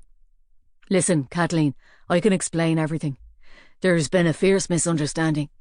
No harm was ever meant to come to you. But she would insist on going ahead with that disclosure, and the Vaduva gang would have taken me apart if their business had been forced to close down." "You mean their brothel?" "Well, yes, but everything that was happening there, it was all between consenting adults. The customers wanted it and the women wanted it. There was nothing illegal and nobody was getting hurt." "Gardaí were blackmailing the women into giving them sex. That's illegal. Anyway, how much do the Vaduvas pay you to get rid of me? How much did they pay you to cut off my head and stick this down my neck?" She reached inside her coat and took out the low D tin whistle, holding it up in front of his face until it nearly went up his nose. "I was deaf and blind, wasn't I?" she said, her voice shaking. The head honcho had to be someone at the top level, someone who had the influence to do deals with all of the gangs who were going to be compromised by Justice McGuigan's tribunal. Garda O'Regan's lawyer actually suspected that it might be Frank Magorian, because he seemed to be so minted. But it was you, and because I trusted you so much, I missed the most obvious clue of all. Dennis McCostagoyne shuffled over to his desk and sat down, looking up at Katie with an expression of pain and remorse and utter defeat. "Apart from me and Stephen McQuaid's security guards, only one person knew where those 3 whistleblowers were being kept safe. That was you, sir." "Yes," said Dennis McCostagoyne. "If I understand it right, you told any scumbag who was in danger of being exposed by a whistleblower that you could have that whistleblower silenced for a fee. It didn't matter who it was. You'd arrange it for anybody who paid you. You weren't fussy if it was drug dealers or prison escort officers or the prison managers who were fixing it for convicted criminals to go free. It could be car thieves and the Gardaí who were purposely mislaying all the evidence against them. It could be the Gardaí who were being accused of racism. You hired Seamus Toomey and Douglas Quinn to cut off those whistleblowers' heads and stick tin whistles down their throats. You hired Seamus Toomey and Douglas Quinn to cut off my head and stick a tin whistle down my throat." "The Vaduvas," began Dennis McCostagoyne. "Oh, damn the Vaduvas! You've been threatened by far more frightening gangsters than the Vaduvas and stood up to them. What about the O'Flynn's? They said they were going to blow up the whole station with us in it." Dennis McCostagoyne was silent. Katie went up to his desk and said, "Why, Dennis? Why?" "Cutting off their heads and the whistles. That wasn't my idea. Gwyneth Toomey thought of that." "It's not important how they were murdered. They were murdered, and you arranged it and you did it for money. I was within an inch of losing my own head today, and if it hadn't been for Michael O'Dufflin, I would be headless and dead right this minute with this whistle in my neck. And Michael was killed saving me." "I'm sorry to hear that. I liked Michael." "Oh, go away to fuck. You're not sorry at all, are you? If you were sorry, you wouldn't have arranged for any more whistleblowers to be murdered after Garda O'Regan. You would have handed yourself in and confessed to what you'd done. and you would have got down on your miserable knees and begged the Lord to have mercy on you." Dennis McCostigoyne suddenly reared up out of his chair. "No, you're right. I'm not sorry. How did the good Lord treat me? He took my dearly beloved wife away and left me alone. And how did the Garda treat me? I have to retire next year with a miserable pension that will hardly keep me in peat for my fire. After all the years I've been slogging and slaving, after all the hours and hours of unpaid overtime I've put in, and yes, you're right, after all of the times that my life has been threatened and I've been injured and even stabbed." He came around his desk and stood over Katie and jabbed his finger at her as he shouted, "No matter how badly the force treated me, no matter how much disrespect I had to put up with, I was always loyal. I never let down my fellow officers, and I never betrayed them, even if they bent the rules. And then these whistleblowers come along without an ounce of loyalty between them, and the whole force is on the brink of falling apart at the seams. I can remember a time when the public had the highest regard for the Garda. Now they spit on us, and I can't say I blame them." "Dennis, you conspired to murder 5 innocent officers. And on top of that, at least 5 other people have been killed too. Stephen McQuaid's security guard, a Garda who was working with Seamus Toomey, Detectives Buckley and O'Brien and Michael O'Dufflin. The last I saw of him, it looked likely that Douglas Quinn was on the way out too." "So what are you going to do about it, Detective Superintendent Maguire?" said Dennis McCostigoyne, returning to his desk and sitting down again. Katie took a deep breath. "Dennis Patrick McCostigoyne, I am arresting you for the murders of Sergeants Lacey and Macaulay, as well as Garda O'Regan, Garda O'Grodig and Garda Wassan. You are not obliged to say anything unless you wish to do so, but whatever you say will be taken down in writing and may be given in evidence." Dennis McCostigoyne nodded. "That's it then, isn't it? That's my life over. I should have known the very first day I saw you that you were going to be the death of me." "Don't expect me to feel sorry for you, sir. Not in the slightest. You were nearly the death of me."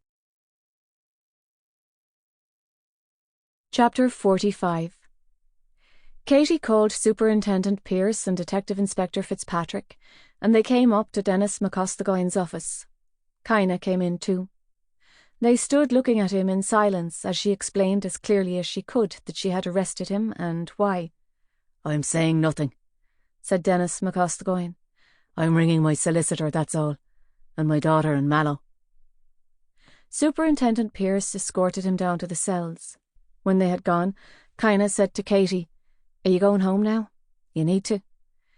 "Yes, I am. But once I've taken a shower and changed, I have to go out and find my father." "Do you want me to come with you? You still look shook." "Well, sure, I feel like the whole world's collapsed on top of me, to be honest with you. But I'll be grand. Katie, don't worry, Kaina. I'm alive and we've found out who murdered all those poor whistleblowers.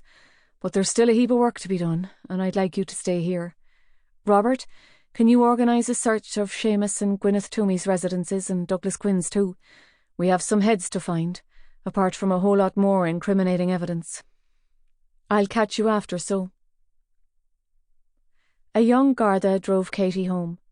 He tried to chat to her, but she was still in a state of shock, and she could only answer him with yes and no and I suppose, and after a while he gave up. He waited for her outside her house while she went in to take a quick shower and change her clothes.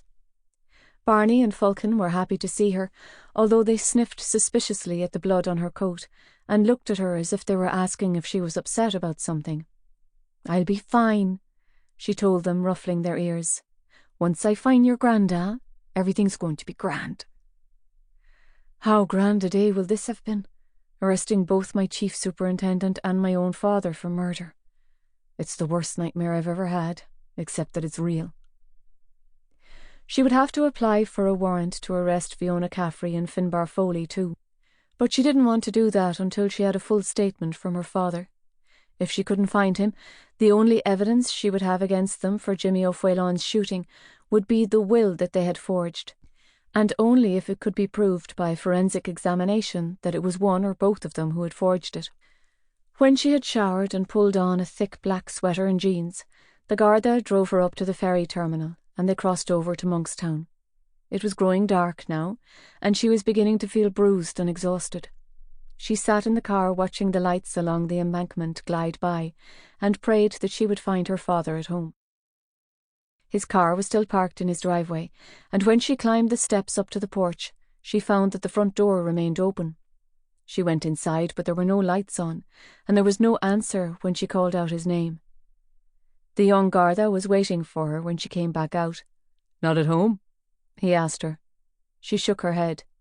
His friend Blaheen might know where he is. She works up at the Roaring Donkey. Otherwise I don't have a clue where he's gone. Do you want me to drive you up there? No, you don't have to bother. You get yourself back to the station. I can drive up there myself. If Blaheen hasn't heard from him, I'll contact Middleton and report him missing. You sure? If you don't mind my saying so, you look fair beat out.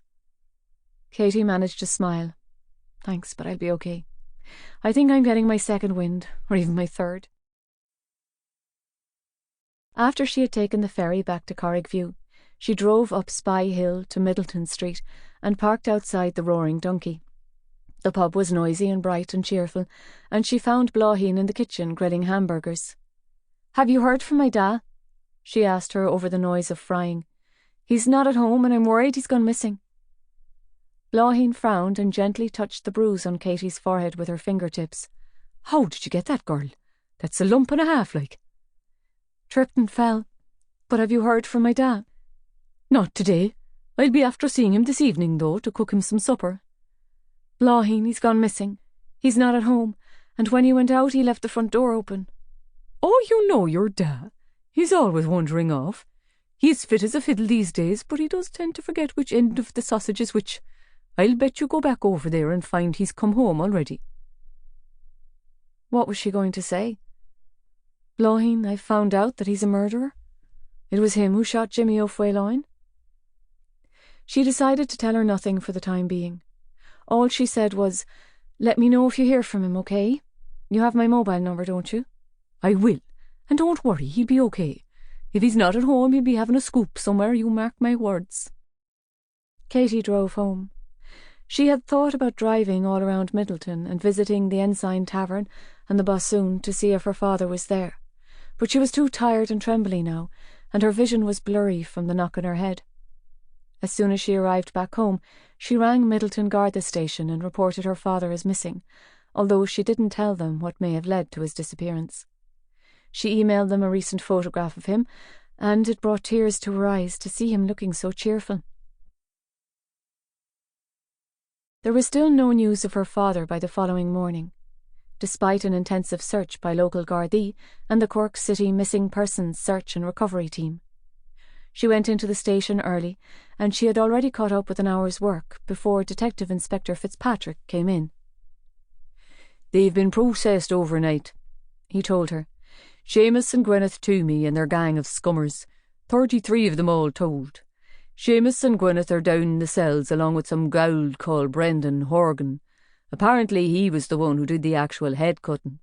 He denied ever owning a chainsaw, but the garden centre in Frankfield have a record of one Brendan Horgan buying new chains for a Husqvarna 450 only 6 months ago. Bill Finner's testing the chainsaw itself for DNA. What about the rest of them? Some of them were holding for drug possession and carrying knives. The rest of them will be letting out on police bail." "And Dennis McCostigoin?" "His lawyer's coming in to see him later today. I tried to talk to him informal like last night, but he wouldn't say a word. It's handy that James Gallagher is down here from the fraud squad, because he can go through Dennis's accounts and see how much grade he made out of having those whistleblowers killed." Mother of God, this is one unholy pig's dinner, isn't it? Matthew McKelvey says he's set up a media conference for 2 this afternoon, but I haven't a notion what I'm going to say to them. "I'm glad it's you, not me. But what can you say? Every barrel has a few rotten apples in it, but we've done everything we can to throw them all out." Katie sat back. I can't imagine what's going to come next. This is going to shake the whole force up from top to bottom. "Maybe it's long overdue." He nodded towards the low D tin whistle lying on Katie's desk. "Souvenir?" he asked her. Katie picked it up and gave Detective Inspector Fitzpatrick a wry smile. Maybe I should learn to play it. I could play butterfly now and again, couldn't I? To remind myself how close I came to losing my head. 3 days later, Connor was allowed out on bail and came back to Corrigview. Katie had been granted a week's sick leave to recover from her experience at the hands of Seamus Toomey and his gang, and so she and Connor were able to spend some quiet restorative time together, taking the dogs for walks and visiting pubs in the country. Seamus Toomey's home and warehouse had been searched, and over €338,000 worth of drugs had been recovered: heroin, cocaine, recreational drugs and opioids. Gwyneth's flat had been searched too, and apart from a small quantity of marijuana, the severed heads of the 5 whistleblowers had been found in her freezer. These had all been carefully and respectfully packaged and sent to their bereaved families. Their remains could now be buried whole. There was still no sign of Katie's father, despite constant appeals in the media and online. Although Bill Finner's experts had established beyond doubt that the will in which Jimmy O'Faolain was supposed to have bequeathed his entire estate to Fiona Caffrey was a forgery, there was no forensic evidence on the document to prove who might have forged it. It was written on official will paper that anybody could buy in a packet at Eason's, and there were no fingerprints on it or traces of DNA. Katie had asked Detective O'Donovan to trace the whereabouts of Fiona Caffrey and Finbar Foley, but Finbar Foley had not been seen at his terraced house in Toker for at least a week. Fiona Caffrey had flown to Genoa with Ryanair on Monday, but she had failed to show up for the return flight, and Ryanair had no idea where she was. "If they lock me away, will you wait for me?" asked Connor, as they walked hand in hand along the beach at Garrettstown, on the old head of Kinsale. Barney and Fulkin were running far ahead of them now, and every so often Fulkin would leap up in the air with her feathery ears flying.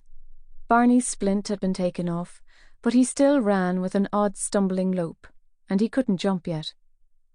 "If you swear on the Bible that you'll never set fire to anything again," said Katie, "at least without asking me first." "When we're married, will you still call yourself Detective Superintendent Maguire, or will it be Detective Superintendent O'Moylia?" "I might quit the Garda altogether and become a lady of leisure." "I can't see you doing that ever.